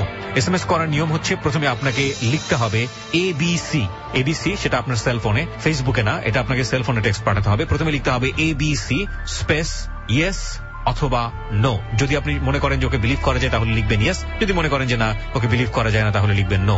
ABC space yes অথবা নো, এরপর পাঠিয়ে দেবেন 2221 এই নাম্বারে, 3টা 2, 2221 2221 এই নাম্বারে ঝটপট পাঠাতে হবে। একটু পরেই কম্পিউটার যেটা বলবে পার্সেন্টেজ কার বেশি, ইয়েস এর নাকি নোর, সেটা জানিয়ে আমরা আমাদের স্টোরিকে কন্টিনিউ করব। তার আগে কিছুক্ষণ ওনাকে আরো সুযোগ দিতে চাই। জি, আপনি যেটা বলছিলেন, তারপর আপনি বাসা থেকে বের হলেন। হ্যাঁ, আমি যখন বের হব তখন মানে আমি ওরে বলে দিচ্ছি টাইমটা যে আমি সন্ধ্যার পরে বের হতে পারবো, তার আগে না। তো সেই মুহূর্তে কারেন্ট চলে গেছিল, অন্ধকার ছিল। তো আমি মানে জামা কাপড় এগুলো গুছিয়ে নিয়ে আমি কিছু নিলেন পরিবার থেকে, টাকা পয়সা কিছু নিলেন? কি নিলেন? টাকা নিলাম, তারপর জামা কাপড়ও কিছু নিলাম। স্বর্ণ অলংকার এগুলো কিছু না, নিয়েছিলেন? এগুলো নিয়ে নেই, এগুলো নিতে ও মানা করছিল, এগুলো নিয়ে নেই। ওকে। তো আমি মানে এটি বললাম মাকে, শুধু এটি বললাম মা ভালো থাকবেন, একটু বললাম। মা বলতেছে হঠাৎ করে এই কথা বলতেছো কেন? আমি বললাম এমনি। তো কারেন্ট চলে গেছে, আমি ওই মুহূর্তে বের হয়ে গেলাম। তো ওইখানে রিপন আসছে, ওর 2টা ফ্রেন্ড নিয়ে আসছে, নিয়ে এসে আর একটা গাড়ি মানে প্রাইভেট কার নিয়ে গেছে। তো নিয়ে যাওয়ার পর আমাকে নিয়ে আসছে গাড়িতে করে, ওই বাসাতে উঠাইলো। বিয়েও হলো, ওর খালু এসে আমাদের সাক্ষী ছিল, ওর খালু। ওকে। তারপর ও মানে বাসা যেত না ওর ফ্যামিলিতে। আপনি বিয়ে করার পরে কোথায় উঠলেন? ওই যে ও যেখানে রুম নিল। এটা ঢাকাতেই? হ্যাঁ, ঢাকাতেই। আচ্ছা, তখন পর্যন্ত কোনো পয়সা ইনকাম করে না? না, তখন এমনি দোকান ছিল একটা ওর বাবার, তো ওইটাতে ও কাজ করতো, তো আমি তো টাকা পয়সা নিয়ে আসছি। আর তারপর ও যখন ওদের ফ্যামিলিতে যায় না তখন মানে সবাই সন্দেহ করতেছে। আর এই দিক দিয়ে আমি যে ফোনটা ইউজ করতাম ওই নাম্বারটা দুলাভাই সবাই জানতো, ওইটা আমি অফ করে দিছি। ভাইয়া ফোন দিবে তো এই ভয়ে আমি অফ করে দিছি। আচ্ছা। তো ও আমাকে বলতেছে সন্ধ্যার দিকে, বলতেছে যে ফোনটা অন করো, ফোন দিবে দেখ, সমস্যা নাই। তারপর এরকম করতে করতে ফোন অন করলাম, করার পর ওর বোনের হাজবেন্ড ফোন দিছে ওই নাম্বারে। আচ্ছা। ফোন দিয়ে বলতেছে রিপন কি হয়েছে, তুমি বাসায় যাও নাকি, তুমি কোথায় থাকো? পরে ওর বোনের হাজবেন্ডকে বললো যে এরকম আমি মেয়েকে পছন্দ করতাম, আমি ওরে বিয়ে করছি। তো আমিও কথা বললাম। পরে বলতেছে শোনো, তোমার ফ্যামিলি থেকে ফোন দিছে, তুমি বাড়িতে যাও, আমরা তোমার ওইখান থেকে উঠায় নিয়ে আসবো। এটা আপনাকে বলছে? হ্যাঁ। আপনার ফ্যামিলি থেকে ফোন দিয়েছে মানে ওর ফ্যামিলির সঙ্গে আপনার ফ্যামিলি যোগাযোগ ছিল? যোগাযোগ ছিল না, নাম্বারটা আর কি কানেক্ট করে ওনাদের সাথে কথা বলছে। ওকে। তো ওর আব্বা আম্মা নাকি বলছে যে আচ্ছা ঠিক আছে, ও আপনার মেয়ে যেহেতু আসছে তো ওরে আপনারা বাড়িতে নিয়ে যান, আমরা আয়োজন করে নিয়ে আসবো। পরে আব্বাও বলতেছে হ্যাঁ আমাদের ছোট মেয়ে, আমারও খুব শখ। এটা বিয়ের কতদিন পরে? বিয়ের প্রায় 1 সপ্তাহ পর। আচ্ছা। তো 1 মাস ওই বাড়িতে ছিলাম যেখানে রুম নিল, ওইখান থেকে রুম সাইডে দিল, আরেকটা বাসা নিল, এখানেও গেলাম। যাওয়ার পরে তখন আমার ফ্যামিলির সাথে আমার মিল হয় নাই, ভাইয়া তখনও রাগ, আমাকে দেখতেও আসে না। আচ্ছা। তো একদিন হঠাৎ করে আমার এক ফুফাতো ভাইয়ের ছেলে মারা গেছে। তো আমি শুনলাম, শোনার পরে আমি গেলাম, বাড়িতে গেলাম, মানে আমাদের বাড়িতে যাইনি, ওইখানে গেছি। ওইখানে গিয়ে দেখে আসছি। তো আমার মেজু বোনের সাথেও আমি খুব ভালো একটা সম্পর্ক, তো আমি আমার মেজু বোনের বাসায় গেলাম সাহস করে। আচ্ছা আচ্ছা। বললাম যে আচ্ছা চলেন আমার মেজু বোনের বাসায় যাই। তো আপুর বাসায় রাত্রে ছিলাম, ওর বাসায় থাকার পরে তো ও বলতেছে আয় তোরে বাসায় নিয়ে যাবো। আমি বললাম যে না আমি যাবো না, ভাই আছে আমি যাবো না। পরে বলতেছে আয় সমস্যা নাই, আমি ওর বড়, আমার উপরে তো কোনো কথা বলতে পারবে না। আচ্ছা। তো ও বাড়িতে নিয়ে গেল, ভাইয়াও আর কিছু বলে নাই। তারপর ওই দিন আমরা বাসাতে আইসা পড়লাম। আসার পরে তার 2 দিন পর আমার মেজু বোন, সেজু বোন আর ভাগ্নি, এই 3 জন আমাকে দেখার জন্য রাতে আসছে। তারপর আমি তো অনেক খুশি, মানে ওরা আসছে, আমার সেজু বোন আসছে, আমি অনেক খুশি। তো আমি ওদের আপ্যায়ন করলাম, খাবার টাবার আমি রান্না করে খাওয়াইলাম। খাওয়ার পরে ওরা চলে গেল। মানে আপন বোনেরা? হ্যাঁ, আপন 2টা বোন, একটা বড় বোনের ভাগ্নি। তো ওরা খাবার টাবার খেয়ে চলে গেল রাত্রে। তার 2 দিন পর রিপন আমাকে ওদের বাসায় নিয়ে আসছে। আচ্ছা। ওদের সন্ধ্যার পর ওর আম্মা আবার চাকরি করতো, বাবুচির চাকরি করতো। কার আম্মা? রিপনের আম্মা। রিপনের আম্মা বাবুচির চাকরি করতো? আচ্ছা। গুলশানে। তো উনি ওইখানেই থাকতো। তো ওর আব্বা ছিল, আর ওর 2টা বোন, একটা বোনের বিয়ে হয়ে গেছিল ওর বিয়ের পরপরই, আর আরেকটা ছোট বোন, একটা ভাই, মানে জয়েন্ট ফ্যামিলি। শ্বশুর বাড়িতে এই প্রথম গেলেন? হ্যাঁ, এই প্রথম গেলাম। আচ্ছা। তো ওইখানে অনেকগুলা ভাড়াইটা ছিল আর কি, পাশাপাশি একটা রুম এরকম। তো ওর আব্বা বসে রয়েছে, আমাকে নিয়ে গেল পাশের এক মহিলা, আমাকে মানে রুমে নিয়ে গেল, নিয়ে বলতেছে এটা আপনার ছেলে গো। আমি সালাম টালাম করলাম, আর কিছু বললো না। রিপনের সাথে ওর বাবা কথা বললো যে ওর ফ্যামিলির সবাই যদি উঠায় দেওয়া যায় তাহলে ওরে আমার ঘরে নিয়ে আসবি, নয়তো নিয়ে আসবি না। ওকে। তারপর রিপন আমাকে বাসায় নিয়ে গেল, আমি যেই বাসায় থাকতাম ওই বাসায়। 2 দিন পর আমি আমার বাড়িতে ফোন দিয়ে বললাম যে মা এরকম ওনারা তো চাইতেছে যে আপনারা গিয়ে বইলে আমাকে দিয়ে আসেন। তো আমার বড় দুলাভাই, তারপর সেজু বোনের হাজবেন্ড, তারপর মা, আরো জন কে কে মানে 10-12 জন আসছে আর কি, আমাকে দিয়ে আসবে ওইখানে। তো আসছে, ওদের বাসা আয়োজন টোজন করলো, আমার শাশুড়িও আসলো। আসার পর মানে মাপটা চায়, বলতেছে যে ছেলে মেয়ে ভুল করে এরকম একটাই করে। কি মাপ চাইলো? আমাকে মাপ চাইলো ওনাদের কাছে। আচ্ছা, মানে আপনি আপনার শ্বশুর শাশুড়ির কাছে মাপ চাইলেন? হ্যাঁ, মাপ চাইলাম যে আমি ভুল করছি, আপনাদের মানে বড় ছেলে ছিল, খুব এই ছিল, তো মাপটা চাইলো। শাশুড়ি ভালোই কথাবার্তা বললো, এই করলো। তারপর আপনি মাপ চাইলেন, তাদের ছেলে মাপ চাইলো না? না, ছেলে মাপ চাইনি, আপনাকে দিয়ে মাপ চাইছে। Very interesting. আমাদের সোসাইটিতে এই জিনিসগুলো চোখে পড়ার মতো, মানে এই অসংলগ্ন ব্যাপারগুলো চোখে পড়ার মতো। ছেলে বিয়ে করলো, ছেলের বউ এসে মাপ চাচ্ছে, মানে দিস ইজ অ্যাবসার্ড। ওকে, বলুন তারপর। পরে এখন 2-3 দিন যাওয়ার পর ওই রুমটা ছেড়ে দিলাম আর কি, যে রুমে ছিলাম ওই রুমটা ছেড়ে দিলাম, আমার শ্বশুর বাড়িতেই থাকলাম আর কি। মানে ভাড়া বাসা ছেড়ে দিলেন? হ্যাঁ, ছেড়ে দিলাম। তো শ্বশুর বাড়িতে থাকতেছি, কেমন আমার হাজবেন্ড কেমন যেন একটা হয়ে যাচ্ছে, মানে আমার কিছু হলেই গায়ে হাত উঠায়, ভালো মতো কথা বলে না। হাজবেন্ড ওয়াইফের যে একটা ইয়া থাকে ওইরকম কোনো ইয়া নাই ওর ভিতরে, মানে রুমে আসলে ভালো মতো কথা বলে না। কেন তা জানি না, কেমন যেন করে। তো ওর বোন যদি কিছু বলে বা ওর আব্বা আম্মা কিছু বলে, মানে আমার উপরে গায়ে হাত উঠায়, অনেক মারধর করে। তো আমি তখন আমার মানে আব্বা আম্মাকে বলি নাই ও যে আমাকে মারধর করে, মানে সবসময় ভাবতাম যে আমি নিজে নিজে বিয়ে করছি, এখন যদি আমার ফ্যামিলিতে বলি তাহলে ওনারা আমাকে বলবে যে তুমি নিজে নিজে বিয়ে করছো, তুমি বুঝো, আমরা এটা কিছু জানি না। আমি এরকম চলতেছে। তো 4 মাস ছিলাম আমার শ্বশুর বাড়িতে। 4 মাস থাকার পর ওনারা বলতেছে তোর বউ নিয়ে, মানে তখন আমার হাজবেন্ড কাজ করা ছেড়ে দিছে, তো বলতেছে আমার শ্বশুর বলতেছে তোর বউ নিয়ে তুই এখন বের হবি, কই যাবি জানি না। কোন একটা ঘটনার প্রেক্ষাপটে? হ্যাঁ।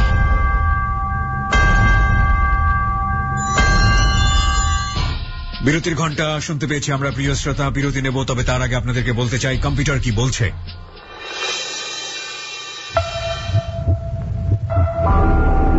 Yes, 76%. No, 20%. No comments, 4%.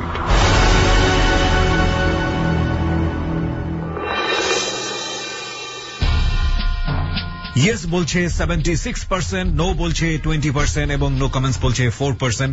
তার মানে বুঝতে পারছেন স্টোরি কন্টিনিউ হবে। 5 মিনিটের একটা বিরতি নেব। ইন দ্য মিন টাইম যারা ওকে দেখতে চান চলে আসুন আমার ফেসবুক পেজে। ফেসবুকের ঠিকানা www.facebook.com/kibriya.rj। আরো একবার বলছি www.facebook.com/KEBRIA.RJ। পেজটি আছে RJ কিবরিয়া নামে। And please like this page. Like দেওয়ার সঙ্গে সঙ্গেই আপনি আমার যে অনুষ্ঠানগুলো রয়েছে ডর হেলো 8920 এবং এই অনুষ্ঠানটি JBSB, এই 3টি অনুষ্ঠান সম্পর্কেই টাইম টু টাইম আপডেট আপনি এখান থেকে পাবেন। এন্ড চাইলে আপনি আমার সঙ্গে সরাসরি কথাও বলতে পারেন ইনবক্সে টেক্সট পাঠিয়ে। আমরা বিরতির পর আবারও ফিরছি।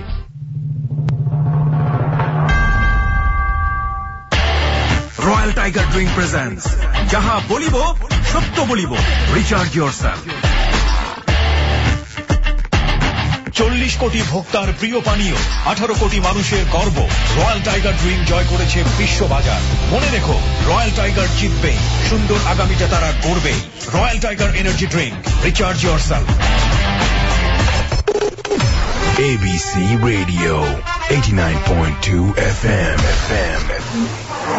ভাগো ভাগো ভাগো হেডফোনস কানে দিয়ে ABC Radio ননস্টপ সাথে আছে। ভাগো ভাগো ভাগো হেডফোনস কানে দিয়ে ABC Radio সাথে আছে সব সময়। ABC Radio 89.2 FM. Royal tiger drink presents যাহা বলিব সত্য বলিব, রিচার্জ ইয়োরসেলফ।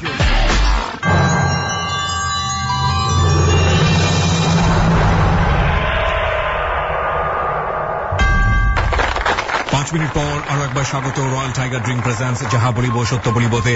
আরজে কিবরিয়ার সাথে আপনি শুনছেন মেঘলার জীবনের অপ্রিয় সত্য। আবারও সেখানেই ফিরতে চাই। মেঘলা, বলুন আপনি যেখানটায় থেমেছিলেন তারপর 4 মাস থাকার পর তো ওর সাথে আমার শ্বশুরের ঝগড়া হয়েছে। হওয়ার পর আমার শ্বশুর বলতেছে যে তোর বোনই এখন বের হবে। তো ও আমাকে বলতেছে যে আব্বা এরকম বলতেছে, তাহলে চলো। পরম বললাম কোথায় যাব। আমি আবার তখন ওই মুহূর্তে ওরে ছাড়া থাকতে পারতাম না। মানে আমি আমাদের বাড়িতেও যেতাম না, ওরে ছাড়া থাকতেই পারতাম। তো ও বলতেছে তোমাকে বাড়িতে রেখে আসবো, আসার পর আমি এইদিকে একটা দোকান দেখবো। তারপর আমি বললাম যে আচ্ছা ঠিক আছে, তাহলে আমার রেখে আসো। তো আমি বললাম যে তুমি দোকান দেখবো, ভালো কথা। আমাদের বাড়িটা আবার বেশি একটা তফাৎ ছিল না, 10 টাকা ভাড়া লাগতো। তো আমি বললাম যে তুমি রেগুলার ওইখানে থাকবা, রাত্রে ওইখানে চলে যাবা। তো আমাকে বললো যে আচ্ছা ঠিক আছে, আমি ওইখানেই থাকবো। তো ভালো কথা, দোকান দেখতেছে। এখন ও রাত্রে যায় না। তখন আবার আমি প্রেগনেন্সি ছিলাম। মানে আপনি তখন কনসিভ করেছেন? হ্যাঁ, তখন প্রায় 4 মাস চলে। আচ্ছা। তো ও আর যায় না, রাত্রে যায় না। পর আমি মানে ওরে ছাড়া তো আমি থাকতে পারি না, খারাপ লাগে। এখন ও আমাকে ওইখানে রেখা ওর ফ্যামিলিতে ঠিকই থাকতেছে। ওর বাবা ওরে কিছু বলতেছে না, জাস্ট আমাকে নিয়ে সমস্যা, আমাকে দেখতে পারতেছে না। তো আমি আসলাম। একদিন আসার পর দোকান নিল। দোকান নেওয়ার পর আমি আবার আব্বার কাছ থেকে টাকা নিয়ে দিলাম, 8,000 টাকা নিয়ে দিছি। নিয়ে দেওয়ার পর ও দোকানে মালটাল উঠাইলো, জিনিসপত্র উঠায়া। তারপর মানে ও ওর ফ্যামিলিতে থাকতেছে, খরচ টরচ সবকিছু দিতেছে, কিন্তু আমারে কিছু দিচ্ছে না। আমি যে বাড়িতে আমাকে কিছু দিচ্ছে না, বাট ফোনও করে না, কথাও বলে না, যায়ও না। তো আমার খুব কষ্ট লাগতেছে। তো আমি আব্বাকে মাকে না বলে আমি সন্ধ্যার পর রাত্রে একদিন বের হয়ে ওর দোকানের এখানে আসি। আসা পরে এখন দেখি যে ওর ছোট ভাই দোকানে, ও নাই। আমি তো আর দোকানের সামনে যাইতে পারতেছি না, ওর ভাইয়া দোকানে কিভাবে যাব। আমি পাশের একটা দোকান থেকে একটা ছেলেকে পাঠাইলাম, বললাম যে দেখো তো রিপন আছে কিনা। ছেলেটা আমাকে বলতেছে না, রিপন নাই। পরে আমি কান্না করতে করতে আবার বাড়িতে চলে গেলাম। যাইতে আপনার 9টা বাজছে। তো মা আমাকে জিজ্ঞেস করতেছে কোথায় গেছিলে। আমি বললাম যে ডাক্তারের কাছে গেছিলাম, শরীরটা খুব খারাপ লাগতেছে এর জন্য। তারপর বেবি হওয়ার 3 দিন আগে ও আর যায় না। তো আপনার রাত্রে 9টার দিকে আমার খুব পিন হচ্ছে, খুব ব্যথা হচ্ছে। তো আমি আব্বা তো তখন দেখছে, আব্বা আবার প্রতিদিন মানে ভোরে ওই মানে ও যেখানে দোকান করে ওইখানে আর কি একটা কাজে যেত প্রতিদিনে। তো যাওয়ার পরে আব্বা ও দোকান খুলতেছে, তখন আব্বা নাকি বলে আসছে যে রিপন ওর তো শরীরটা ভালো না, তুমি যাও। ও যায়নি। আমি সারা রাত ব্যথায় খুব কান্নাকাটি করছি, কোনো কিছুই হয় না, কারণ আমার ডেট হয়নি। হ্যাঁ, তো কান্নাকাটি করতেছি, কোনো কিছুই হয় না। তো ও যায়নি। তারপর আমাদের পাশের একটা চাচি, ওনাকে মা ওনাকে বলতেছে যে হাসপাতালে নিয়ে চলো, তুমি আমাদের সাথে একটু চলো। তো ওই মহিলাটা হাসপাতালে নিয়ে যাবে, ওর দোকানের সামনে দিয়ে যেতে হবে। সিএনজিতে যাচ্ছি। তো দোকানের সামনে সিএনজি দাঁড়া করাইলো। আমি বললাম যে মা এখানে একটু দাঁড়া করান, আমি ওরে দেখবো। পরে মানে দাঁড়া করাইলো, ও দোকান থেকে আসলো, রোডে আসলো, আইসা বলতেছে কিছু বলে না আমাকে, ভালো মন্দ আছে না, যে তোমার খুব কষ্ট হচ্ছে নাকি, এরকম কোনো কিছু বলে না। হ্যাঁ, এটা কিছু বলে না। তো আমি তো কান্নাই করতেছি, আমার খুব নার্ভাস লাগতেছে, ভয় পেতেছি। তো আমি হাসপাতালে নিয়ে গেল, ও আর কোনো কিছু বলে নাই, শুধু সিএনজি ওকে বললো আচ্ছা ঠিক আছে যান। দেখা করে এই কথাটা বললো। তো আমার খুব কষ্ট লাগলো তখন। তো নিয়ে গেল হাসপাতালে, ভর্তি করলো। আমার মামার বাসা থেকে সবাই আসছে 8 দিন হাসপাতালে। তো সবাই আসছে আমাকে দেখার জন্য, খুব খুশি লাগছে যে ওনারা আসতেছে, আমি সাহস পাচ্ছি। তো আমার হাজবেন্ড তখনও যায়নি, তখন বলছে যে এখন এই মুহূর্তে সিজার করতে হবে। তখন ওরে ফোন, হাজবেন্ডের সিগনেচার ছাড়া তো মানে সিজার করতে দেয় না। তো তখন ওরে ফোন দেওয়ার পর ও গেল। তারপর সিজার রুমে ঢুকাইলো আপনার ভোর 4টার দিকে। যাওয়ার সময় যে একটা আন্তরিকতা, একটা ভালোবাসা, যে তুমি যাইতেছো ভয় পাও না, এরকম কোনো কিছু বলে না। আমি কান্না করতে করতে ভিতরে ঢুকলাম আর কি। ঢুকার পর সিজার হইলো। বের হওয়ার পর মানে ওনারা গার্জেনদের দেখায়, হাজবেন্ডকে দেখায় কি সুস্থ আছে কিনা। তো কথা বলতে হয় ওই মুহূর্তে আর কি। তো বের করে ওনারা আর কি অ্যালাউ করতেছে। তো গেল, ও গিয়ে আমার পাশে দাঁড়ায় রইছে, আমাকে কিছু বলে না যে তুমি কি সুস্থ বোধ করতেছো বা তোমার কি খারাপ লাগতেছে, কিছু বলে না। তো ওইখানে যে নার্স মহিলাটা ছিল উনি বলতেছে যে কি ব্যাপার, আপনার রোগীর সাথে কথা বলেন না কেন, উনি সুস্থ আছে কিনা এটা তো আমাদের মানে বলবেন, যদি সুস্থ থাকে তাহলে আপনি বলবেন যে হ্যাঁ সুস্থ আছে, আপনি নিয়ে যান, হ্যাঁ এটা একটা প্রমাণ। তো এটা বলার পর আমি বললাম যে আচ্ছা আমি সুস্থ আছি, মানে ওনাকে বলতেছে আমি সুস্থ আছি, আপনি আমাকে ভিতরে নিয়ে যান। তো ভিতরে নিয়ে গেল, ছেলে মানে একটু সমস্যায় ছিল, চোখ টোক ফুটে নাই, আইসিইউতে রাখছিল। তারপর 2 দিন পর ছেলেকে আর কি দিল ওইখান থেকে। তো আমাদের বাড়িতেই ওই হাসপাতাল থেকে আবার রিজেক্ট করে আমাদের বাড়িতে দিয়ে দিচ্ছে। এরকম করতে করতে ছেলের বয়স আপনার 2-3 বছরের মতো হলো। ও একই অবস্থা, ওদের বাড়িতে থাকতাম না, কোনো পরিবর্তন নাই, কিছু হলে মারধর করে, গায়ে হাত তোলে। তো এরকম করতে করতে ওই আমি হঠাৎ করে একদিন ওরে নিয়েই, আমার ছেলে তখন ছিল, আমার ছেলেকে নিয়ে, ছেলে ছোট ছিল, ওরে নিয়ে আমি আবার মধুপুরে গেলাম বেড়াইতে। যাওয়ার পরে এখন ওই আম্মাদের বাড়িতেই গেলাম, যাওয়ার পরে ওনারা খুব খুশি, এটা তোমার হাজবেন্ড হয়েছে, খুব ভালো হয়েছে, মানে অনেক খুশি। তো ঘোরার পরে ওই আম্মা বলতেছে আবার ওই যে কবির ভাইয়ের কথা বললাম, কবির ভাইয়ের আবার আরেকটা ভাই আছে, ওনার ছোট, কামরুল নাম। তো ওই ছেলেটা নাকি মানে ছোটবেলা থেকে আমার খুব লাইক করে, কিন্তু আমি জানতাম না, আমি খুব ভয় পেতাম বলতে ছেলেটা খুব স্মার্ট ছিল। আর যখন আমি ক্লাস 7 বা 6 পড়ি তখন ছেলেটা এসএসসি পরীক্ষা দেয়, এই জন্য আমি খুব ভয় পেতাম, কথা বলতাম না বেশি। তো ছেলেটা আমাকে খুব পছন্দ করতো। আমি একটু ইন্টারাপ্ট করছি, এই ছেলেটা কে ছিল সম্পর্কে যদি আরেকবার একটু পরিষ্কার করেন। চাচাতো ভাই হয়, আগে যে মানে আম্মার কথা বললাম চাচি, ওনার ছেলে আর কি। যে ছেলেটা আলটিমেটলি আপনাদেরকে প্রথম জিজ্ঞেস করেছিল রিপনের সম্পর্কে, রিপনকে বের করে নিয়ে এসে, সেই ছেলের কি না তার ছোট ভাই? ওর ছোট ভাই কি নাম ছিল? কামরুল। তো এই ছেলের সঙ্গে আপনার কথোপকথন হচ্ছে কিভাবে? আপনি কোথায় তখন? আমি তখন মানে ওদের বাড়িতে বেড়াতে গেছি। ওর আম্মা আমাকে নাম্বার দিল ওর, ও নাকি শুধু আমার কথা বলে, ওর আম্মার কাছে যে ছোটবেলা ওরা আসতো, খুব ভালো লাগতো। তো আমাকে নাম্বার দেওয়ার পর আমি ওরে ফোন দিলাম, ফোন দেওয়ার পর বললাম যে কেমন আছেন, পরে বলতেছে কে, পরে বললাম যে আমার নাম বলার পর তারপর ও বলতেছে ও তুমি আমার নাম্বার কোত্থেকে পেলা? আমি বললাম যে আমি তো আপনাদের বাড়িতে। এরকম করে আমি ওর সাথে একদিন কথা বলে রেখে দিলাম। রেখে দেওয়ার পর আমি আর কথা বলি নাই, আর নাম্বারও আমার কাছে নাই, ডিলিট হয়ে গেছে। তারপর ওইখান থেকে সিরাজগঞ্জে গেলাম, বেড়ালাম, আমাদের দোকানে যে লোকটা ছিল ওনাদের বাড়িতে গেছি। মানে আমার গ্রাম খুব ভালো লাগে ঘুরতে। তো যাওয়ার পর আমি সিরাজগঞ্জে বেড়ে আবার আসলাম, আসার পর বরিশালে গেলাম আবার। তো আবার সেই কামরুল আমাকে ফোন দিল, ফোন দেওয়ার পর কথা বললাম, লঞ্চে ছিলাম, সারা রাতি কথা বললাম। আমার হাজবেন্ড, ননদ সবাই ঘুমাইতেছিল, আমি সেই মুহূর্তে বাইরে দাঁড়ায় কথা বলতেছি।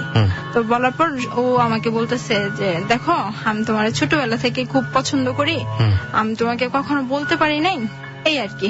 তারপর আমি ওনার বললাম বিয়ে হয়ে গেছে। পরে বলতেছে সমস্যা নাই, ফ্রেন্ড হিসাবে থাকবা বা আমি তোমার ভাই হিসাবে থাকবো, এরকম কথা বললো। বলার পর মানে আসলাম বরিশাল থেকে বেড়াতে, আসার পর ওই দিনই আবার ওই কামরুল আমাদের বাসায়, আমি ওনার আসতে বলছে, আসছে, মানে আমার হাজবেন্ডের বাসায়। কামরুলের সাথে আমি কথাবার্তা বলি ভালোই, আমাদের বাড়িতে নিয়ে গেলাম, সবাই দেখা করতেছে। তারপর ওনার সাথে কন্টিনিউ ফোনে কথা বলি। হ্যাঁ, কথা বলার পর আমার হাজবেন্ড সেটা সন্দেহ করে। সন্দেহ করে বলতে আমি এতক্ষণ যাবত কিসের কথা বলি, এই সেই মানে নানান আমার উপরে চাপায় দেয়।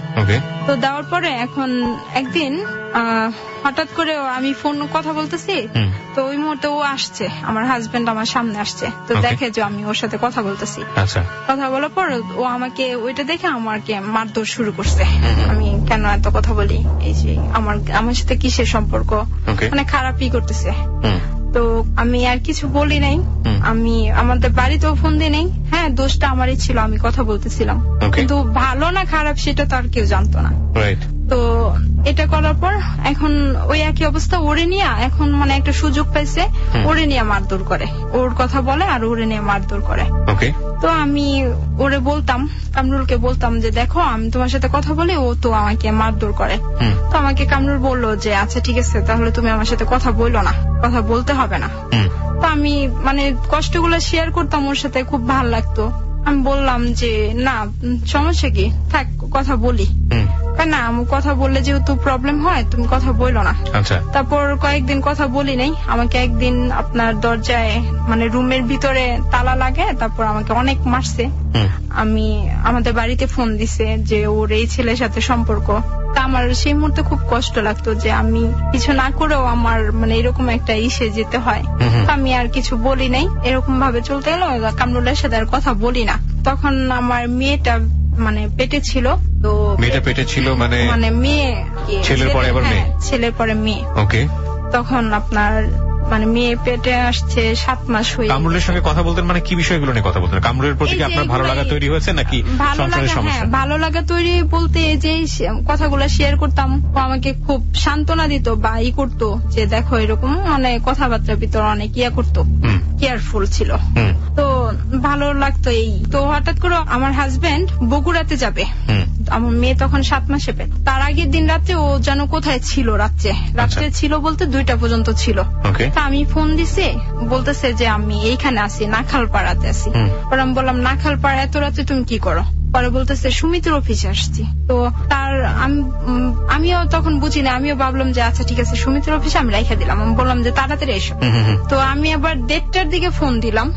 ফোন দিয়া মানে তখন একটা মহিলার গলা শুনলাম বলতে না, মহিলাটা বলতেছে ভাত খায় যান, মানে এরকম একটা কথা বলছে।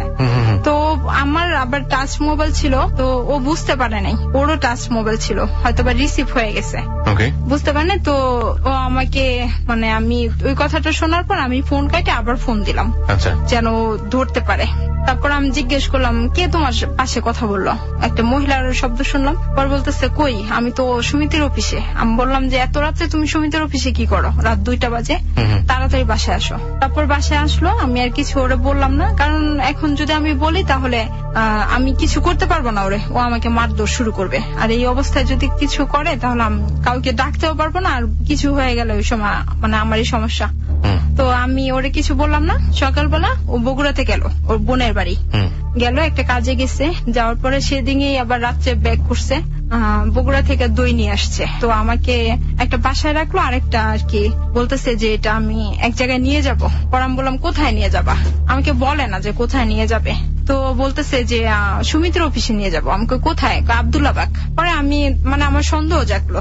আমি বললাম যে তুমি কালকে বললা যে নাখালপাড়ায় গেছো, আর আজকে বলতেছো আব্দুল্লাহবাগে। আমি এটা বলা ওর পা ধরে রাখছি। আমি বলতেছি আচ্ছা ঠিক আছে চলো আমিও যাব। সেই মুহূর্তে আমার বেবিটা 7 মাসে পেটে। তো ও আমাকে একটা সেন্টের বোতল ছিল কাচের, ওইটা দিয়ে আমার মারধর করছে। ওই মুহূর্তে ওইটা দিয়ে আমার মাথায় একটা বাড়ি মারছিল। তো মাথাটা একদম গর্ত হয়ে গেছে।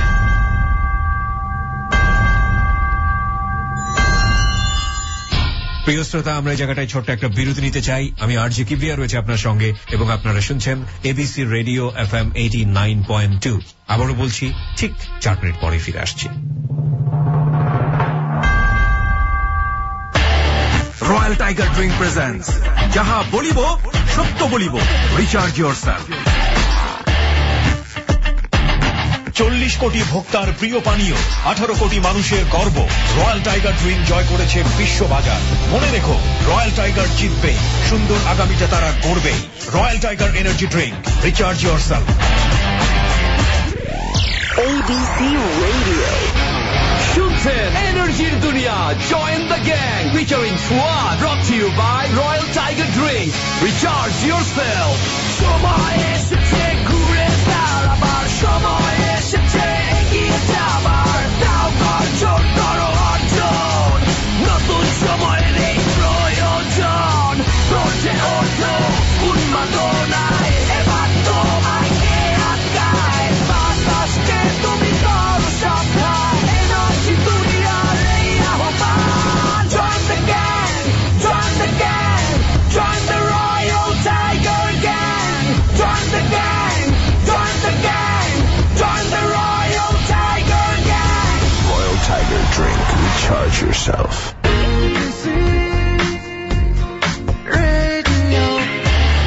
রয়্যাল টাইগার ড্রিঙ্ক প্রেজেন্টস যাহা বলিব সত্য বলিব, রিচার্জ ইয়োরসেলফ।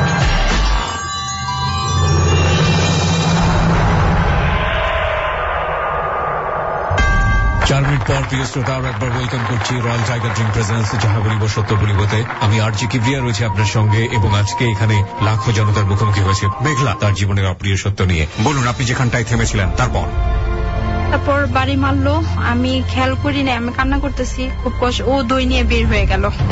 দই নিয়ে বের হয়ে যাওয়ার আগে আমার ছেলেটা যে ব্যাট খেলে সেই ব্যাটটা দিয়ে আমার পেটে একটা বাড়ি দিতে নিছে। হ্যাঁ, বলতেছে যে এই বাচ্চা আমার না, এই বাচ্চা কামরুলের, এরকম একটা কথা বল। পরে সেদিন রাত্রে আমার শরীর খারাপ হয়ে গেল, না আমি আর থাকতে পারতেছি না। তো আবার ওই আমি বাড়িতে ফোন দিলাম, আমার মাকে ফোন দিলাম, মা আসলো, আইসা হাসপাতাল নিয়ে গেল। নিয়ে যাওয়ার পর যেদিন নিয়ে গেছে সেদিনই আর কি সিজার করতে হবে। আবার প্রবলেম হইলো, করলো, সিজার হইলো। ও গেল, যাওয়ার পর ও আমার সাথে কথা বলে না। মেয়ে আইসিইউতে ছিল 9 দিন, ও আমার সাথে কথা বলে না। মানে 8 দিনে তো পুরুষদের অ্যালাউ করে না। তো ও বাইরে বসে রয়েছে, আমি বের হইলাম আস্তে আস্তে। বের হয়ে ওরা জিজ্ঞেস করতেছে কেমন আছো, আমার সাথে ভালো মতো কথাই বলে না। পরে আমি বললাম বাবু কই, বাবু কেমন আছে? বলতেছে বাবু আইসিইউতে, বাবু ভালোই আছে। আমি বললাম যে আমাকে নিয়ে যাবো, আমি একটু দেখবো। পরে বলতেছে না, যাইতে দেয় না, ওইখানে একটা টাইম আছে, টাইম অনুযায়ী একজন যেতে পারবে। মানে আপনার 7 মাসই প্রিম্যাচিউর বেবি। আইসিইউতে ছিল, খুব খারাপ অবস্থা ছিল। তো আমাকে হাসপাতাল থেকে বাসায় নিয়ে আসবে, আমি ওদের বাসায় আসছি।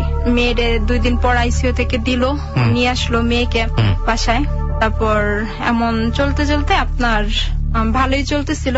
তারপর মাঝখানে আবার ওই একই অবস্থা, আবারও মারধর করে, মানে কোথাও কোনো কথা শোনে না। আমি যদি বলি যে তুমি, মানে সংসারের চরম অশান্তি যেটাকে বলে। হ্যাঁ, অশান্তি। তো আমার খুব খারাপ লাগতো ওই মুহূর্তে। আমি আবার ফোনে কথা বলতাম বলতে কি, মানে ফ্রেন্ডের মতোই, রং নাম্বারে পরিচয় হয়েছিল।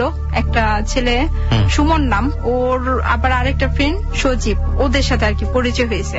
তো ওদের সাথে আমি এমনি ফ্রেন্ড হিসেবে কথা বলি, শেয়ার করি সবকিছু, যে এরকম দেখো আমি অশান্তির ভিতরে আছি, এইগুলো আর কি শেয়ার করতাম। তো ওরা একটু অদ্ভুত টাইপের ছিল, আমি ফোন দিলে সহজে ধরতো না, আবার ওদের যখন মন চাইতো তখন ফোন দিত, আমি করলে ধরতো না। তেমন করতে করতে তারপর ফেসবুক ইউজ করতেছি।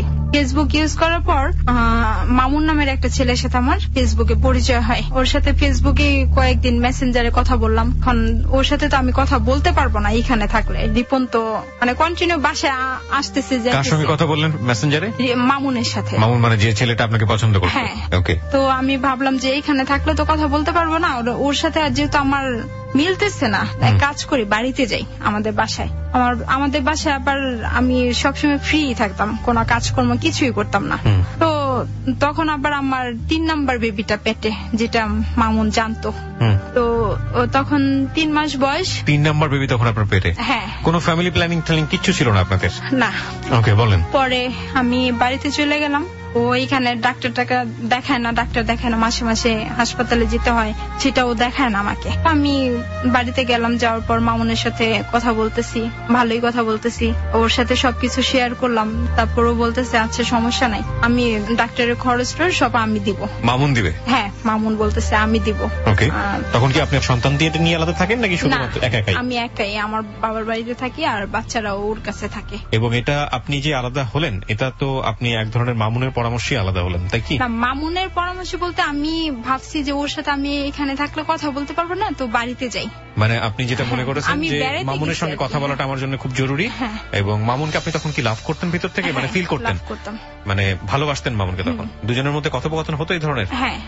আমি ঠিক বুঝলাম না। আপনি একটা সম্পর্কের মধ্যে আছেন, ভালোবেসে একটা জায়গায় গিয়েছেন, সেখানে আপনার 2টো বাচ্চা আছে, তার মধ্যে আপনি আরেকটা বেবি কনসিভ করেছেন, সেই মুহূর্তে মামুনের সঙ্গে ভালোবাসা, মানে ও কি আপনাকে প্রস্তাব দিয়েছিল নাকি আপনি প্রস্তাব দিয়েছিলেন? মামুনই দিয়েছিল। তো আপনি মামুনকে বলতেন না যে আমি ম্যারিড মেয়ে, আমার 3টা বাচ্চা আছে? ও কি বলতো? ও বলতো যে আচ্ছা প্রবলেম নাই, যেহেতু তোমার সমস্যা, আর আমি তোমার সাথে সম্পর্ক করতে চাই এর জন্য যে তোমার চোখের পানি আমি সহ্য করতে পারি না, এরকম আর কি বিভিন্ন ধরনের কথাবার্তা বলতো। তো আপনি বাড়ি চলে আসলেন মামুনের সাথে কথা বলার জন্য? হ্যাঁ, কথা বলার জন্য ভাবলাম যে। বাচ্চা কার কাছে রেখে আসলেন? বাচ্চা আমার শাশুড়ির কাছেই থাকে, ছোটবেলা থেকেই ওনার কাছেই রাখে। আচ্ছা। আমার হাজবেন্ড ইচ্ছাগত ভাবেই ওনার কাছে রাখে। তো মানে গেলাম আমি, আবার তখন খুব জ্বর ছিল, আমি অসুখ নিয়ে গেছি আর কি আমাদের বাড়িতে। ভাবলাম যে কয়েকদিন থাকে আবার আইসা পড়বো। তো যাওয়ার পর সব বরাতের 10 দিন আগে আমার হাজবেন্ড আমার সাথে রাব বিহেভ করতেছে ফোনে। ওরে আব্বার কাছ থেকে কিছু টাকা নিয়ে দিতে বলতেছে। আমি বললাম যে আব্বার অপারেশন হইলো, কিছুদিন আগে। তারপর টাকা আমি এখন টাকা কই থেকে পাবো, আর আব্বা এখন কই থেকে দিবে। আচ্ছা, পরে বলতেছে জানি না, ধারি হিসেবে হলো আমার দিতে বলো। আমি আর আব্বারে করি নাই। তো আর একদিন রাত্রে আমাকে ফোন দিয়ে মানে বিশ্রী ভাষায় গালাগালি করতেছে, আমি যেন ওর বাসায় না আসি, এই সেই বিশ্রী ভাষায়। তো গালাগালি করার পর আমার মা তখন সামনে ছিল, ওর গালিগুলো শুনতেছিল ফোনে, আমি লাউড দিয়ে দিছি। ভাবলাম যে দেখেন আমার দোষটাই দেখেন সবসময়, এখন দেখেন দোষটা আমার না, ওরই দোষ। মানে আমার ফ্যামিলি সবসময় আমার দোষটাই দেখতো। তো পরে গালাগালি শোনার পর মা বলতেছে ঠিক আছে তোর আর ওইখানে যেতে হবে না, এবার যদি যাসো তোরে ওরে একটা শিক্ষা দিয়ে তারপর তোর দিব। পরে বললাম যে না আমি যাবই না। তখন মামুনকে আবার ফোন করে বললাম যে রিপন আমাকে গালাগালি করলো, বিশ্রী ভাষা অনেক গালাগালি, আমি কান্নাকাটি করতেছি ওর সাথে। তো তার 2 দিন পর আমার শরীরটা খুব খারাপ ছিল, আমি তখন হাসপাতালে যাইনি, চেক আপ করার জন্য যে যেতে হয় সেটা আমি যাইনি। আর আমার তো এমনিতেই সমস্যা, বলছে যে প্রতি মাসে আপনার আসতে হবে। তো মামুনকে আমি বললাম যে আমি তো এখনো প্রেগনেন্সি অবস্থায় হাসপাতালে যাইনি, আমার কাছে টাকাও নাই, আমি তো আব্বার কাছেও যাইতে পারতেছি না, যেহেতু হাজবেন্ডের সাথে ঝগড়া করে আসছি, বলবে যে টাকা পয়সা আমার কাছ থেকে মানে নিজে যেন ছোট না হই, এর জন্য আমি ওনাদের বলতাম না। তো মামুনকে বলছি, পরে মামুন আমাকে হাসপাতালে নিয়ে গেল, বললো ওই দিন ওর সাথে আমার ফার্স্ট দেখা, যেদিন আমি হাসপাতালে আসছি ফার্স্ট দেখা। তো আমি আমার এক ভাগ্নিকে নিয়ে আসলাম, ও ওর এক ফ্রেন্ডকে নিয়ে আসলো, আমরা হাসপাতালেই দেখা করলাম। তো সিরিয়াল দিলাম আলট্রাসাউন্ডের জন্য, তো ওইটা আপনার বিকাল 4টায় আর কি সিরিয়ালটা পাওয়া গেছে। তো আমরা ততক্ষণ সময় বসে অনেক গল্প অনেক কিছু বললাম, আমি ওর কাছে শেয়ার করলাম, ও বললাম আমাকে। তারপর মানে এটি করার পর আমি বাড়িতে চলে গেলাম। ওর বাসা হচ্ছে, মামুনের বাসা হচ্ছে আপনার দয়াগঞ্জে, সায়দাবাদ। তো এই শুধু এইটুকু জানতাম যে দয়াগঞ্জ, আর কিছু জানতাম না, কত নাম্বার বাড়ি বা কি এটি কিছুই জানতাম না, বা ওর দেশের বাড়ি কোথায় এটাও আমি ওরে কখনো জিজ্ঞেস করিনি। জাস্ট শুধু ওরে এটা বলছি যে আমার শ্বশুর বাড়ি এইখানে, এটা বলছি। ও চিনতো আমার শ্বশুর বাড়ি, আমাকে বলে নাই যে ও আমার শ্বশুর বাড়ি চিনতো। তো এরকম যখন এই হাসপাতালে যাই, আমার অসুস্থ হলে আমি ওরে ফোন দিই, আমাকে নিয়ে যায় হাসপাতালে। তো একদিন ওর এক ফ্রেন্ড, ওর ফ্রেন্ডকে মানে ও বলছে যে আমাদের যদি বিয়ে হয় ও আমাদের উকিল হবে। তো আমি ওনাকে আব্বাই ডাকতাম, উকিল আব্বা বলে ডাকতাম। মানে আমাদের যদি বিয়ে হয় মানে মামুন আপনাকে নিয়ে ধরনের কথা বলছে? হ্যাঁ। তো তার মানে আপনারা এই অবস্থা থেকে বিয়ের প্ল্যান পর্যন্ত চিন্তা করছেন? হ্যাঁ। এটা আপনার ফ্যামিলি জানতো না? আমার ফ্যামিলি পরে জানতে পারে, পরে মানে করার পর এখন রিপন তো এই দিক দিয়ে রিপনের সাথে সম্পর্ক শেষ। সম্পর্ক শেষ বলতে ও আমাকে ফোনও দেয় না, আর বলে দিছে তুই আমাকে ফোন দিবি না, আর আমার বাড়িতে তুই আসার চেষ্টা করবি না। সম্পর্ক শেষ, আসলে বিবাহিত একটা সম্পর্কে ধরনের ঝামেলা চলতেই পারে, কিন্তু সেটা সম্পর্ক শেষ বলাটা আসলে আপনার জায়গা থেকে যদি ডিভোর্স হয়ে যায় তাহলে আমরা বলতে পারি যে হ্যাঁ সম্পর্কটা শেষ, এছাড়া তো আমরা বলতে পারি মানে ছাড়াছাড়ির পর্যায়ে। কারণ আমার ফ্যামিলিও ওর এটা মানতেছে না। হ্যাঁ, মানতেছে না, কারণ কয়েকদিন পর পরে মারধর করে। আমার ভাই আবার মারধর পছন্দ করতো না। তারপর মামুনের সাথে কথা বললাম, তো ওই ফ্রেন্ডকে বললাম, উনি আবার বরিশালে গেছেন। তো ওনাকে আমি বললাম যে আব্বা আপনি বরিশালে গেছেন, আমার আম্মা আবার নারিকেল ওনার খুব প্রিয়। তো আমি বললাম যে আম্মার জন্য 2টা নারিকেল নিয়ে এসে। তো উনি 4টা নারিকেল নিয়ে আসছে। তো আমি ওই যে ওর ফ্রেন্ডটা, মামুনের ফ্রেন্ড, তো আমি ওনার বললাম যে আচ্ছা ঠিক আছে মামুনকে নিয়ে আমাদের বাড়িতে আসেন। তো মানে ও আসবে, পরিচয় দিতে হবে একটা। আমার শ্বশুর বাড়ি এটা তো সবাই জানতো বরিশালে, আমি বরিশালের সব আত্মীয় স্বজন আর কি দেখে নাই আমার ফ্যামিলি থেকে। আমি বলছি যে আমার উকিল বাপ হয় আর ওর সাথে একটা ফ্রেন্ড আসবে, এটা বলে রাখছি। আমি রান্না বান্না করলাম, আসলো আমার ওই ওনাকে নিয়ে আসলো, মামুনকে নিয়ে আসলো। আমাদের বাড়িটাই দেখা ও মানে অবাক হয়ে গেছে যে আমাদের বাড়ি এরকম। আমি তখন জানতাম না ওদের বাড়ি কি রকম বা কি। তারপর ও আমাকে দেখা পরে আমারে আর কিছু বলে নাই। যাওয়ার পর বলতেছে মেঘলা তুমি এত বড় লোক, তুমি এইখানে এসে কিভাবে থাকবা, আমি তোমার কিভাবে রাখবো, এরকম একটা কথা বলতেছে। আমি বললাম যে দেখো আমি হ্যাঁ, আমি বললাম যে দেখো আমি কিন্তু এখনো সুখী না, আমি কিন্তু মানে এখন যে আমাকে বিয়ে করছে সে কিন্তু তোমার থেকেও খারাপ, মানে খারাপ হতে পারে বা খারাপ হয়েছে এরকম। পরে বলতেছে যে হ্যাঁ আমি যদি তোমাকে বিয়ে করে কখনো মারধর করবো না, এই জিনিসটা আমার কাছ থেকে পাবা না। পরে এমন করতে করতে ওর সাথে আমার ভালোই সম্পর্ক, কথা বলি, রেগুলারই কথা বলি, মানে প্রতিদিন আপনার রাত 11টা থেকে একদম ভোর 7টা পর্যন্ত কথা বলতাম। তো সেই মুহূর্তে আমার ভাইয়ের বিয়ে, ভাইয়ের বিয়েতে যাব। ও আমাকে আবার সবসময় বলতো যে তুমি বোরকা পরে বের হবা, মুখটা খুলবা না। সবসময় মামুন আমাকে বলতো যে আমি ছাড়া কেউ যেন দেখতে না পারে। তারপর আমার ফেসবুকে যত ফ্রেন্ড ছিল সব আমাকে ব্লক করে দিতে বলছে, শুধু ওকে রাখতে বলছে। আমি সব ব্লক করে দিছি, শুধু ওরেই রাখছি। তারপর ফোনও আমি কারোর সাথে কথা বলতাম না ওকে ছাড়া। তারপর এমন করতে করতে ও ভাইয়ের বিয়ের সময় ওরা বললাম যে ভাইয়ের বিয়ে সবাই যাবে, বরযাত্রা যাবো, আমি বোরকা পরে কিভাবে যাব? পরে বলতেছে আচ্ছা ঠিক আছে, তুমি বোরকা পরে কিভাবে যাবো, মানে তোমার যদি মানে নতুন বোরকা লাগে আমি তাও দিব, কিন্তু তুমি বোরকা পরে যাবা। তো গেলাম, বোরকা পরে গেলাম ভাইয়ের বিয়েতে। মানে এটি হলো কারোর সাথে কথা বলতে দিবে না, আমি যেন কারোর সাথে কথা না বলি। মানে ভাইয়ের বিয়ে, আমি ছোট, আমি মানে আমার দায়িত্ব। কি ধরনের ভাই এটা? আমার আপন ভাই। আপন ভাইয়ের বিয়ে? হ্যাঁ। তারপর আমি মামুনের কথাই মানতেছি, ভাবতেছি যে না থাক, ও যেহেতু করে আমি মিথ্যাও বলি না ওরে যে আমি বোরকা পরি নাই বা এরকম কোনো মিথ্যা বলি না। তারপর আমি ভাইয়ের বিয়ের পরের দিন, 2 দিন পর ও আমাকে ফোনে রাত্রে বলতেছে যে কালকে আমার এক ফ্রেন্ডের বাসায় তোমাকে নিয়ে যাব। পরে আমি বললাম যে কোথায়? পরে বলতেছে আমি যেখানে থাকি তার একটু পাশেই, কাছাকাছি। পরে আমি বললাম যে কেন? বলতেছে এমনি। কেন, তোমার কি আসতে সমস্যা? পরে বললাম যে না সমস্যা না, কারণ আমি তো বাসায় বললাম, মানে যদি বলি যে আমি হাসপাতালে যাব তাহলে আর কিছু বলে না, আর আমি একাই যাই হাসপাতালে। তো গেলাম, ওর ফ্রেন্ডের বাসায় নিয়ে গেল আমাকে, হাসপাতালে ডাক্তার দেখাইলাম, দেখানোর পর ওইখান থেকে আমাকে সায়দাবাদে নিয়ে গেল ওর ফ্রেন্ডের বাসায়। ওর ফ্রেন্ড একাই ছিল বাসাতে। তারপর ওর ফ্রেন্ডটা বের হয়ে গেল, আমার সাথে কথাবার্তা বলতেছে, বলার পর্যায়ে আমাকে বলতে, পরে আমি বললাম যে দেখো তুমি এরকম মানে এখন যে কথাগুলো বলতেছো হয়তো বা পরে এগুলা নাও হতে পারে, তুমি আমার সাথে চিটও করতে পারো। আমি বলতেছি মামুনকে। তো তখন মামুন আমাকে বলতেছে যে আমি তোমার সাথে চিট করব, এরকম বলে ও কান্না করতেছে, মানে তুমি আমাকে বিশ্বাস করো না, এরকম কিছু বলে ও কান্না করতেছে। তো আমি বললাম যে আচ্ছা ঠিক আছে, আমি তোমাকে বিশ্বাস করলাম। আমি বিশ্বাস করলাম বলতে ও বলতেছে যে তুমি যদি আমাকে ভালোবাসো বা তুমি যদি করো তাহলে তুমি মানে আমি তোমার সাথে যাই করি তুমি মানবা, নয়তো মানবা না। হ্যাঁ, আর যদি তুমি আমাকে ভালো না বাসো তাহলে তুমি আমাকে মানে করবা না, এরকম একটাই বলতেছে, আমাদের সম্পর্ক শেষ হয়ে যাবে। তো আমি ওর প্রতি এতটাই ইমোশনাল ছিলাম যে ওরে ছাড়া মানে কিছুই বুঝতাম না, সবসময় ওর পাগলই ছিলাম। তো আমি তারপর বললো যে আচ্ছা আমার যা কিছুই হয় আমাদের মনে ইচ্ছা ভাবে হবে, মানে এরকম একটা কথা বলে। তো যা কিছু হইলো ওইখানে হইলো। যা কিছু হইলো ওইখানে হইলো মানে ফিজিক্যালি রিলেশন হইলো। মানে ছেলেটা আপনাকে প্রপোজ করলো এরকম একটা সম্পর্ক করার জন্য এবং আপনি সেটাতে রাজি হলেন? রাজি প্রথমে হই নাই, শেষ পর্যন্ত আপনি রাজি হয়েছেন, সেটা সে করতে পারতো না। আমার প্রশ্ন হচ্ছে আপনি তখনও একজনের বিবাহিত স্ত্রী, 1। 2 নাম্বার হচ্ছে যে আপনাদের মধ্যে কোনো ডিভোর্স হয়নি না। 3 নাম্বার হচ্ছে আপনি তখন মানে মেডিকেল সায়েন্সের ভাষাতেও আপনি শারীরিকভাবে সাপোর্ট করে না এরকম একটা অবস্থাতে আছেন, কজ আপনি কনসিভ করেছেন। আপনার তখন কনসিভের বয়স কত ছিল? কয় মাস? 4 মাস। তো এরকম একটা অবস্থায় এইরকম একটা সম্পর্কে আপনি জড়ালেন, এবং এটা যে আমাদের ধর্মীয় বিধিমতে কিংবা আমাদের সামাজিক জায়গা থেকে যে কত বড় গর্হিত অপরাধ থেকে আপনি জানতেন? অ্যাকচুয়ালি তখন বুঝতে পারেননি।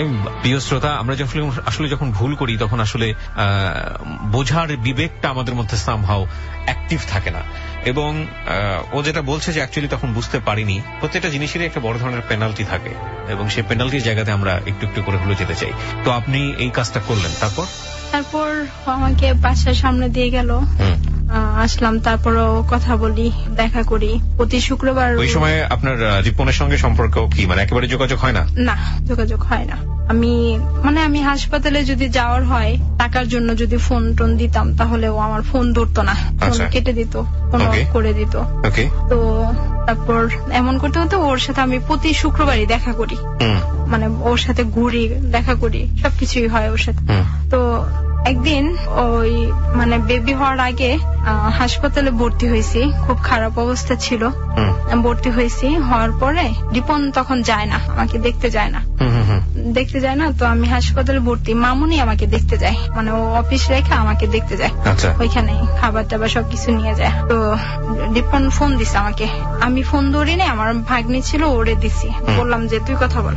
আর ও বলতেছে তোমার খালা কোথায়? খালা তো ঘুমাইতেছে। পরে বলতেছে আমি আসতেছি, কত নাম্বার বেডে বা কয়তলায়, এটা জিজ্ঞেস করছে। পরে ও বললো, বলার পর রিপন গেল, দুপুরের দিকে গেছে, কোনো টাকা পয়সা কিছু নিয়ে যায় নাই, মানে ওইখানে আমার দৈনিক 2000 টাকা করে খরচ লাগে দৈনিক ওষুধের জন্য। তো ওইটা আব্বাই আমাকে বিকাশে পাঠায় দেয়, আব্বাই সব খরচ দেয়। তো মামুনও দিতেছে এই দিক দিয়ে। তো রিপন গেল, যাওয়ার পর টাকা পয়সা নেয় না। এখন দুপুরে গেছে, আমি আর বের হইনি। আমার খুব কষ্ট লাগলো যে আমি হাসপাতালে আছি, অসুস্থ একটা মানুষ, রোগী দেখতে গেলে তো কিছু নিয়েও যেতে হয়, টাকা পয়সা না থাকে খাবার টাবার তো কিছু নিয়ে আসতে পারত। তো আমি বের হই না, আমার ভাগ্নে বের হয়েছে, কথা বলছে, তো আইসা পড়ছে।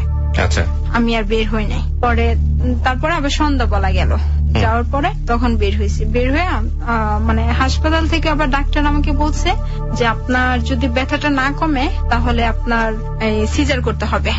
কিন্তু সিজারে আপনি যদি এখন সিজার না করেন তাহলে আপনার বেবিকে বাঁচানো, মানে আপনাকে বাঁচানো যাবে না, আপনার সমস্যা। আমার বিশাল বড় সমস্যা হয়েছে। রিপনই আমাকে প্রেগনেন্সি থাকা অবস্থায় যখন 3 মাস, তখন আমাকে আর কি ইটা মারছিল আমার পেটে। এটা মারছিল, পরে আপনার শিলাইয়ের যে জায়গাটা ছিল ওইখানে আর কি রক্ত জমাট হয়ে ঘা হয়ে গেছে। ওইটা আমি আবার জানতাম না। তো বলতেছে যে আপনি যদি সিজার না করেন তাহলে আপনাকে পরবর্তীতে আমরা বাঁচাতে পারবো না, আর যদি এখন সিজার করেন তাহলে বেবিকে বাঁচাতে পারবো না। তো আমি এটা শুনে আমার খুব খারাপ লাগতেছে, আমি কান্না করতেছি। ভাবলাম যে এরকম একটা অবস্থা। তো পরে মামুনকে আমি ফোন দিয়ে বললাম যে মামুন এরকম মানে হবে। তো মামুন বলতেছে যে দেখো তোমার ফ্যামিলি কি বলে। বলার পর রিপন সন্ধ্যাবেলা গেল, সেদিন আবার বৃষ্টি ছিল। এইদিকে আমার টাকাও শেষ হয়ে গেছে, আব্বা প্রতিদিন 2000 টাকা করে পাঠায়, তো শেষ হয়ে গেছে। আমি আবার আব্বাকে ফোন দিলাম, আব্বা টাকা লাগবে। পরে আব্বা বলতেছে যে এখন তো বিকাশ নাম্বার নেই, আচ্ছা তোর ভাইয়ের বাইক দিয়া তোর ভাইয়া দিয়ে আসবে। পরে তো ভাইয়া নিয়ে গেল, 2000 টাকা নিয়ে গেল। ভাইয়াকে 2500 টাকা দিছে, ও আবার 500 টাকা রাইখা দিছে, আর 2000 টাকা দিছে। তো আমার ভাগ্নিরে বললাম, রিপনকে আমি বলতেছি যে বেবি তো বাঁচানো যাবে না, আর যদি পরেই করেন তাহলে আমাকে বাঁচানো যাবে না, এখন আপনারা কি বলেন। এখন রিপন আমার সাথে কোনো কথা বলে না, কিছু বলে না। তো আমাকে ওই মুহূর্তে আমাকে 400 টাকা মানে সারতেছে আমার হাতে, বলতেছে 400 টাকা রাখো, আমার কাছে 400 টাকা আছে। পরে বললাম যে যেখানে আমার খরচ হচ্ছে দৈনিক 2000 টাকা, সেখানে আমি 400 টাকা দিয়ে কি করব।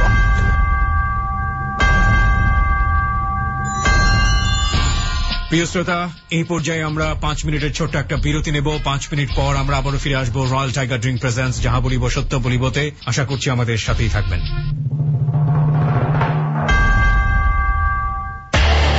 রয়্যাল টাইগার ড্রিঙ্ক প্রেজেন্টস যাহা বলিব সত্য বলিব, রিচার্জ ইয়োরসেলফ। 40 কোটি ভোক্তার প্রিয় পানীয়, 18 কোটি মানুষের গর্ব, রয়্যাল টাইগার ড্রিঙ্ক জয় করেছে বিশ্ববাজার। মনে রেখো, রয়্যাল টাইগার জিতবেই, সুন্দর আগামীটা তারা গড়বেই। Royal Tiger energy drink, recharge yourself. ABC Radio 89.2 FM. Number 1 for entertainment. Only for you. Royal tiger drink presents যাহা বলিব সত্য বলিব, রিচার্জ ইয়োরসেলফ।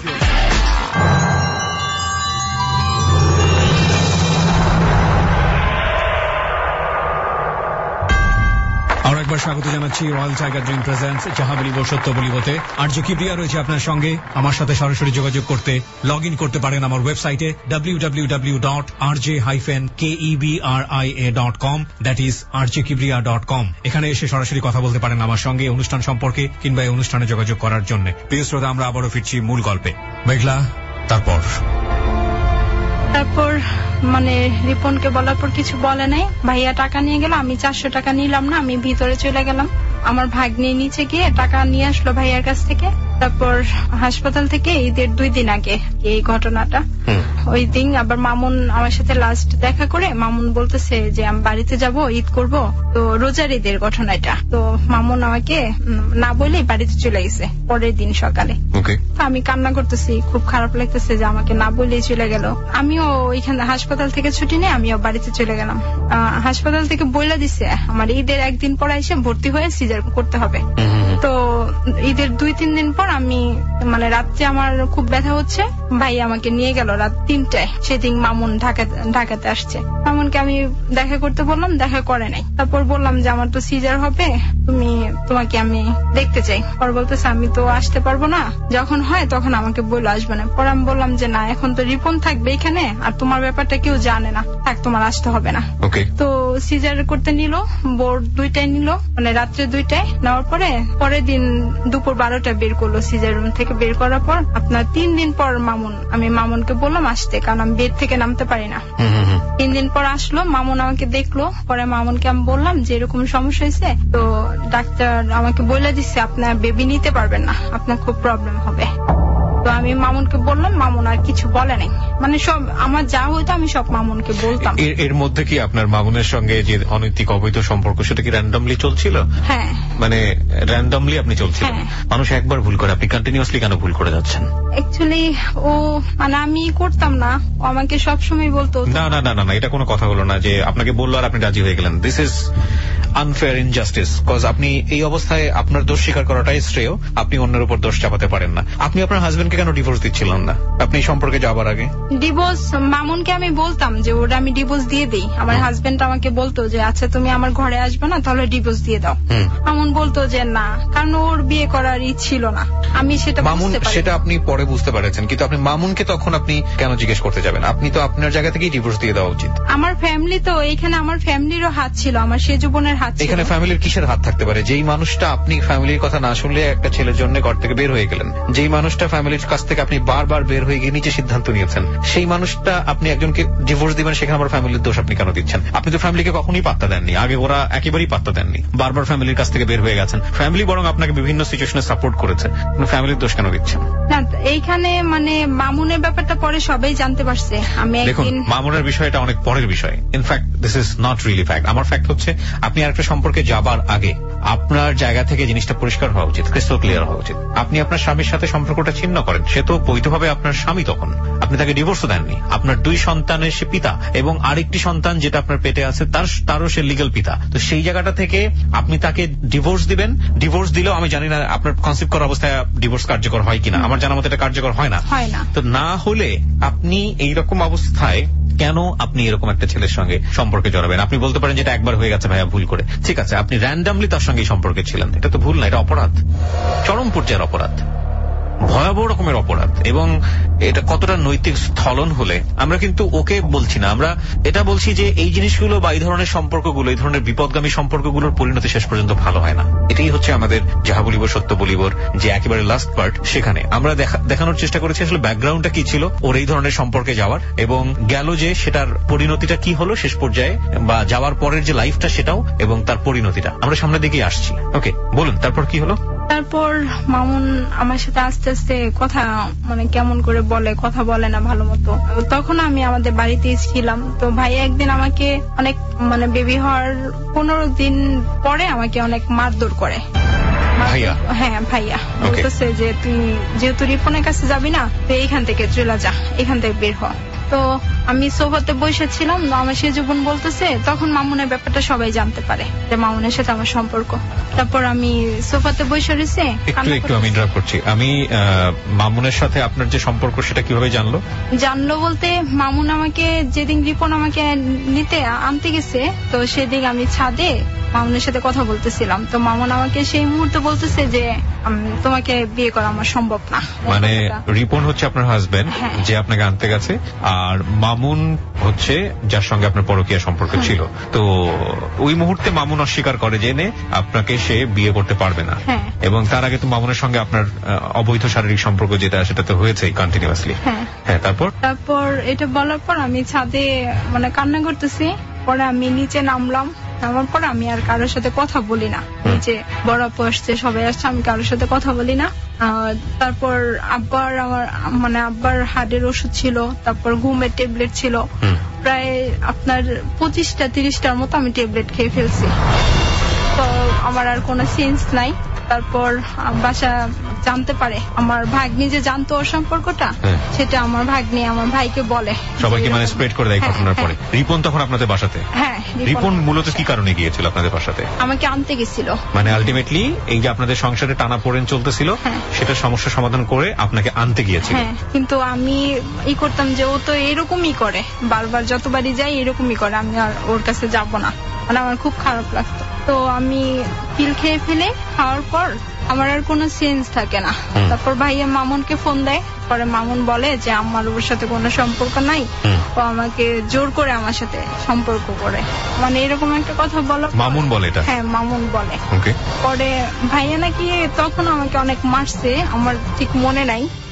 হ্যাঁ, তারপর সেন্সলেস অবস্থায়। হ্যাঁ, তারপর আমি মানে সকাল হয়েছে, একটু আমার জ্ঞান আসছে, তো আমি তখন মানে রাগারাগি করতেছি আর কি।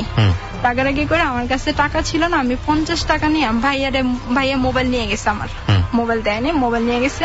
আমি 50 টাকা নিয়ে আমি বের হয়ে গেছি, বাসা থেকে বের হয়ে মামুনের কাছে আসছি। মামুনের কাছে, মামুন কোথায় জব করতো সেটা আমি জানতাম না।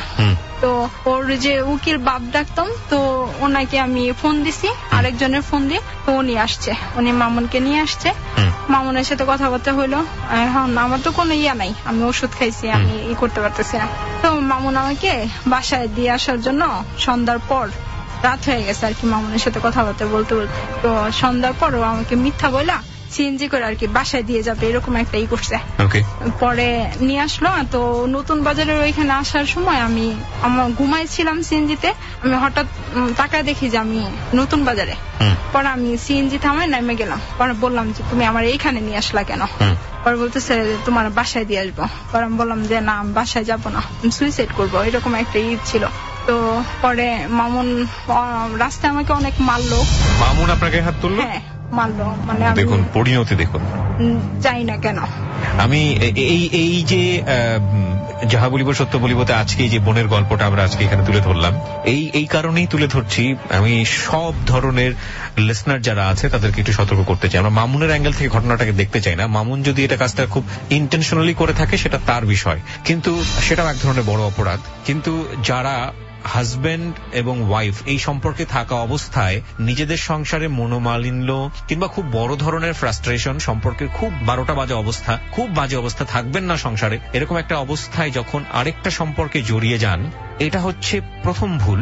দ্বিতীয় এবং সবচেয়ে বড় ভুল হচ্ছে সেই সম্পর্কের মধ্যে কোনোভাবেই অনৈতিক শারীরিক সম্পর্কের জায়গা করে নেয়া। এটা হচ্ছে আরো বড় মহান ভুল, এবং সেটার পরিণতি কখনোই ভালো হয় না। একটা হচ্ছে ধর্মীয়ভাবে এটা অবশ্যই গর্হিত অপরাধ, এবং এই অপরাধের শাস্তি কি আপনারা নিশ্চয়ই যারা ধর্মীয়ভাবে জ্ঞান রাখেন তারা জানেন। আর সামাজিকভাবে তো অবশ্যই, আইনগতভাবেও অবশ্য, এবং এটা অবশ্যই কোনো ভালো রেজাল্ট দেয় না এই ধরনের অ্যাডাল্টারি বা পরকীয়া সম্পর্ক। আমি একেবারে শেষে আপনাকে কিছু প্রশ্ন করতে চাই। আমি বুঝতে পারছি যে এরকম অনেক সামাজিক টানাপোড়েন তৈরি হয়েছে আপনার সম্পর্কের মধ্যে। এখন আপনাদের কি অবস্থা? আপনার হাজবেন্ডের সঙ্গে আপনার ডিভোর্স হয়েছে? হ্যাঁ, ডিভোর্স। কবে ডিভোর্স হলো? ডিভোর্স হয়েছে আপনার এখনো হয়নি, 1 মাসই হয়েছে। তো আমার এই কোর্ট থেকে সময় দিচ্ছে 90 দিনের। 90 দিনের সময়, 90 দিনের এটা বলে কি কোন একটা মানে টার্ম আছে 90 দিনের। এই 90 দিনের মধ্যে আপনাদের ডিভোর্সটা অ্যাক্টিভ হয়ে যাবে 90 দিন পরে। ডিভোর্সটা কে করেছে? ওই মানে করছে। ওই করেছে? কারণ কি দেখিয়েছে? কারণ মামুনকে নিয়ে, মামুনের সাথে আমার সবকিছু হয়েছে, এগুলোকে কারণ দেখিয়েছে। হ্যাঁ। আপনি এটার এগেইনস্টে কি কোনো ধরনের কোনো অ্যাকশন নিয়েছেন? না, আপনি নেননি। তার মানে আপনি এক ধরনের ভাবে এটা মেনেই নিচ্ছেন এক অর্থে। হ্যাঁ, দোষটা আমার ছিল। তো ও অনেক বেশি অনেস্ট, যে কারণে অনেক সাহস করে আজকে লাখ লাখ মানুষের সামনে এটা স্বীকার করতে এসছে। ওর একটা ভিডিও আমি ফেসবুকে দিয়ে দিয়েছি, যদি আপনারা ওকে দেখতে চান যেতে পারেন। facebook.com/kibria.rj। আমি আবারও বলছি www.facebook.com/kebria.rj। পেজটি আছে RJ কিবরিয়া নামে। এছাড়া আপনারা এবিসি রেডিওর ওয়েবসাইট থেকেও দেখতে পারবেন, চাইলে আমার ওয়েবসাইট থেকেও আপনারা দেখতে পারেন www.rj-kebria.com www.rjkibria.com rj-kebria.com। আপনার সন্তানরা কোথায় আছে? আমার শাশুড়ির কাছে থাকে। 3জনই? আপনি কোথায়? 2টা। আর আপনার 3 নম্বর সন্তানটা মারা গেছে, হওয়ার সময় মারা গেছে। ডাক্তারে বলছে যে বেবি বাঁচানো যাবে না। হওয়ার সময় মারা গিয়েছে মানে ওই যে আঘাত করেছিল ওনার বাবা, সে কারণেই মূলত। হ্যাঁ। আপনি এখন কোথায় থাকেন? এখন বর্তমানে আমাদের বাড়িতেই আছে। পরিবার থেকে কি ধরনের আচরণ করে আপনার প্রতি? এখন আচরণ বলতে, এখন ভাই গায়ে হাত তোলে? না, ভাই আমার সাথে কথা বলে না, কারোর সাথে কথা বলি না। কিন্তু হাজবেন্ডের কাছে ছিলাম, মামুনের সাথে সম্পর্ক শেষ হওয়ার পরে ছিলাম। হাজবেন্ড মানে খুব মারধর করতো। না ঠিক আছে, ওই কোয়েশ্চেনে আমরা যেতেই চাচ্ছি না, যেহেতু ডিভোর্স হয়ে গেছে হয়তো এটা অ্যাক্টিভ হয়ে যাবে। কিন্তু আমি যেটা বলতে চাচ্ছি যে আপনি যে অবস্থায় আছেন শেষ পর্যন্ত তো পরিবারের কাছেই আসলেন, পরিবারই মানুষের শেষ আশ্রয়স্থল, এটা তো আবার প্রমাণ হলো। কিন্তু ভবিষ্যৎ নিয়ে কোনো স্বপ্ন দেখেন এই জায়গায় থাকতে থাকতে? ভবিষ্যৎ নিয়ে আমি আমার লেখাপড়াটা কমপ্লিট করতে চাই, আর জানি না কি হবে। আপনি এখন পড়াশোনা করছেন? হ্যাঁ। কিসে পড়ছেন? Honours second year. একটা বাতি এখনো জ্বলছে, বেঁচে থাকার জন্য একটা বাতি এখনো জ্বলছে, সেটা হচ্ছে লেখাপড়াটা যদি কমপ্লিট করতে পারেন। যারা লাখ লাখ শ্রোতা আপনাকে শুনলো, অনেক মেয়ে হয়তো বা আছে আপনার মতো এরকম সম্পর্কের মধ্যে আছে, বিবাহিত অবস্থায় আছে, অবিবাহিত অবস্থায় আছে, তাদের উদ্দেশ্যে কিছু বলতে চান? তাদের উদ্দেশ্যে এটাই বলতে চাই যে আমার মতো যেন ভুল না করে, আর কাউকে বিশ্বাস করা মানুষকে এতটাই যে খারাপ যেটা আমি জানতাম না। না, কিন্তু বোকার মতো বিশ্বাস করলে তো হবে না, আপনাকে যাচাই করে বিশ্বাস করতে হবে। অন্ধের মতো বিশ্বাস করাটা তো ভুল, আপনি তো অন্ধের মতো বিশ্বাস করেছেন। বাড়ি আমি পরে চিনতে পারছি, মামুনের জায়গাটায় আপনি যে সম্পর্কের মধ্যে থেকে মামুনের জায়গাটায় গেছেন, সেটা তো মারাত্মক রকমের অপরাধ করেছেন আপনি, কিন্তু ওটা অন্য হিসাব। কিন্তু রিপনকে তো আপনার যাচাই করে বিশ্বাস করা উচিত ছিল।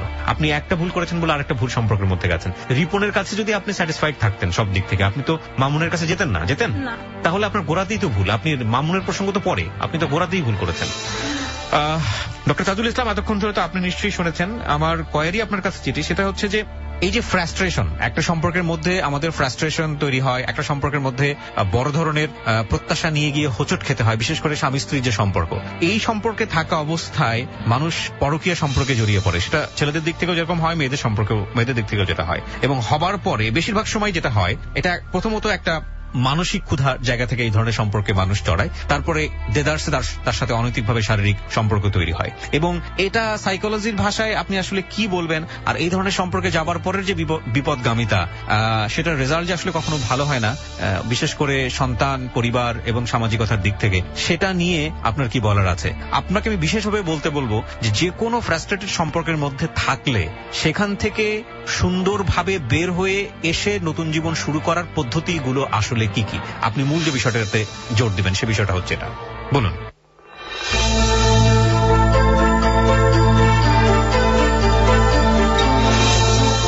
যা বলিব সত্য বলিব অনুষ্ঠানের শ্রোতাদেরকে স্বাগত জানাচ্ছি আজকের অনুষ্ঠানে। আমাদের আজকের অতিথি মেঘলা। আমি এখন তার 24 বছর, অথচ এই জীবনে তার অনেক কিছু ঘটে গেল। আমরা যতটুকু জানলাম তার পরিবারের অবস্থা মোটামুটি ভালো। সে ছিল তার ভাই বন্ধু মধ্যে সবচেয়ে ছোট, ছাত্র আদর দিকে পেয়েছে। তো সবকিছু মিলিয়ে আমরা এখন দেখতেছি, যাই একটা জিনিস লক্ষণীয়, তার পরিবার কিন্তু এখনো তার প্রতি সাপোর্টিভ আছে। সে অনার্সে ভর্তি হয়েছে, এখন তার এত কর্মকাণ্ডের কারণে তার পরিবারের লোকেরা স্বাভাবিকভাবেই তার প্রতি বিরক্ত আছে বা বিরূপ আছে, এটা তাকে মানিয়ে নিতে হয়। মেঘলাকে আমি শেষ পর্যন্ত এই সুযোগ দিব, বাণিজ্য বলবো তুমি জীবনে অনেক ভুল করেছো, সেই ভুলের কাহিনী আছে যাহা বলিব সত্য বলিব অনুষ্ঠানে জানিয়ে তুমি আরো অনেক মেঘলাকে ভুল থেকে যাতে সরে আসতে পারে বা সেই ভুলের পথে না পা বাড়ায়, সেই জন্য তুমি যদি উদ্যোগ নিতে, সেটা কিন্তু তোমার সাধুবাদ। এবং তুমি তোমার অতীত থেকে যদি তুমি এবারও শিক্ষা না নাও, তাহলে তো তোমার ভবিষ্যৎ আর কি হবে সেটা তুমি নিজেই জানো। তোমার এখন এই অল্প বয়সে, মাত্র এখন 24 বছর বয়স, এখনই তোমার 2টা সন্তান হয়ে গেছে, একটা সন্তান আবার মারা গিয়েছে, এবং এখন তোমার ডিভোর্স হয়ে গেছে, তুমি এখন তালাক প্রাপ্তা। এখন তুমি যেটা করতে পারো সেটা হচ্ছে এই, তোমার বাবা মা এখনো তোমাকে হয়তো সাপোর্ট দিবে। এই অনুষ্ঠান তারা শুনতেছে কিনা জানি না, আমি মনে করবো যে সন্তান ভুল করতে পারে, সেই ভুল থেকে তাকে উঠিয়ে আনার জন্য সেই যে ভর্তি হয়েছে, সেই অনার্সে ভর্তি হয়েছে, তাকে যেন সঠিকভাবে লালন পালন করা হয়। তোমার বাপ মা তোমাকে যদি সাপোর্ট দিয়ে থাকে, তাহলে তুমি হয়তো এই অতীতটাকে তাকে তুমি আবার নতুন জীবন যাপন করতে পারবা। তবে তার জন্য তোমাকে অনেক বড় ধরনের প্রতিজ্ঞা করতে হবে, অনেক বড় ধরনের দৃঢ়তা নিয়ে আগাতে হবে যে আমি আজ জীবনে কখনো এত বড় অন্যায় বা ভুল কখনো করবো না। এরকম এই না যে তুমি আবার বিয়ে করবে না, আবার কোনো সম্পর্ক করবে না, কারণ বেঁচে থাকতে হলে তাইগুলি করতেই হবে। কিন্তু এর আগে যে কাজগুলি করেছো, যে ভুলগুলি করেছো, তুমি না জেনে শুনে, ভালোভাবে না জেনে শুনে একজনের প্রেমে পড়ে গেলা, বিয়ে করে ফেললা, তারপর আবার বিবাহিত অবস্থা থেকে আরেকজনের সঙ্গে প্রেম করে ফেললা, এই যে ভুলগুলি, এবং তারা কি ধরনের ছেলে, কি ধরনের মানুষ, কি ধরনের ব্যক্তিত্ব, তারা তো তাদেরকে তুমি কতটুকু নির্ভর করতে পারো, এগুলি না জেনে যা করেছো, সেই রকম যেন ভবিষ্যতে না হয়। এবং তোমার এই কাহিনী থেকে আরো অসংখ্য মেঘলা যাতে জানায়, সেই আশা করি। অনেক অনেক ধন্যবাদ ডক্টর তাজুল ইসলাম আপনার মূল্যবান মতামতের জন্য। আপনাদের সবাইকে ধন্যবাদ।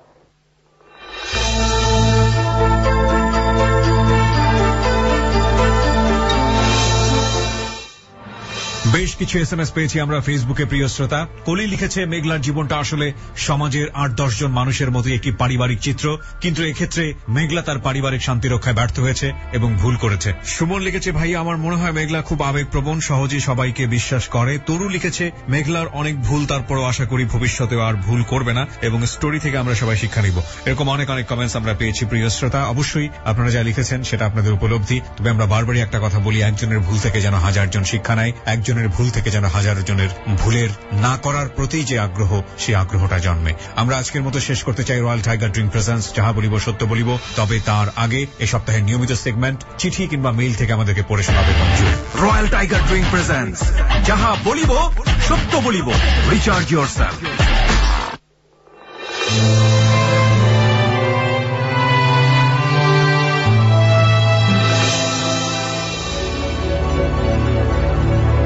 আমি জাহিদ, ঢাকা থেকে। কয়েক বছর আগে একটি মেয়ের সাথে আমার খুব গভীর একটা প্রেমের সম্পর্ক ছিল, যদিও আমার উদ্দেশ্য সৎ ছিল না। একদিন মেয়েটির সাথে আমার অনৈতিক সম্পর্ক হয়, এরপর আরো কয়েকদিন হয়। পরে আমি মেয়েটির সাথে সম্পর্ক ছিন্ন করি। এখন অবশ্য মেয়েটির বিয়ে হয়ে গেছে, কিন্তু আমার ভেতরে অপরাধ বোধ কাজ করে। আমি মেয়েটির কাছে ক্ষমা চাচ্ছি।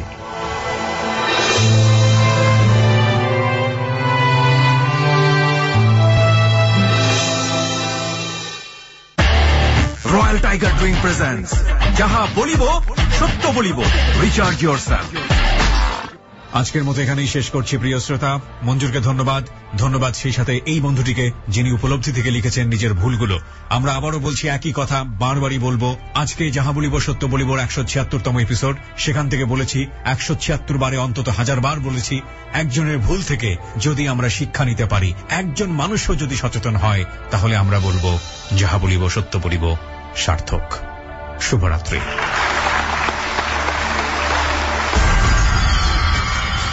ভুল শুদ্ধ মিলিয়েই মানুষ। আপনি যখন ভুল করেন, আপনার বিবেক তখন ঘুমিয়ে থাকে। যদি কেউ না জানে, তো বিবেক জানে আপনি কত বড় ভুল করেছেন। পরিবার, সমাজ, রাষ্ট্র আপনাকে শাস্তি না দিলেও বিবেক আপনাকে প্রতি মুহূর্তেই শাস্তি দিচ্ছে। তবে দাঁড়ান বিবেকের আদালতে, সত্য আপনার শক্তি হোক। নির্ভয়ে বলুন, কি ভুল করেছেন আপনি, কেন করেছেন, কোন পাপের শাস্তি আপনার বিবেক আপনাকে দিচ্ছে। আপনার সত্য বলার সাহস হাজার হাজার ভুলের জন্ম থামিয়ে দেবে। সাহস আছে সত্য বলার? তবে আপনার জন্যেই যাহা বলিব সত্য বলিব। 40 কোটি ভোক্তার প্রিয় পানীয়, 18 কোটি মানুষের গর্ব, রয়্যাল টাইগার ড্রিঙ্ক জয় করেছে বিশ্ববাজার। মনে রেখো, রয়্যাল টাইগার জিতবে, সুন্দর আগামীটা তারা গড়বে। Royal Tiger energy drink, recharge yourself. ABC Radio 89.2 FM.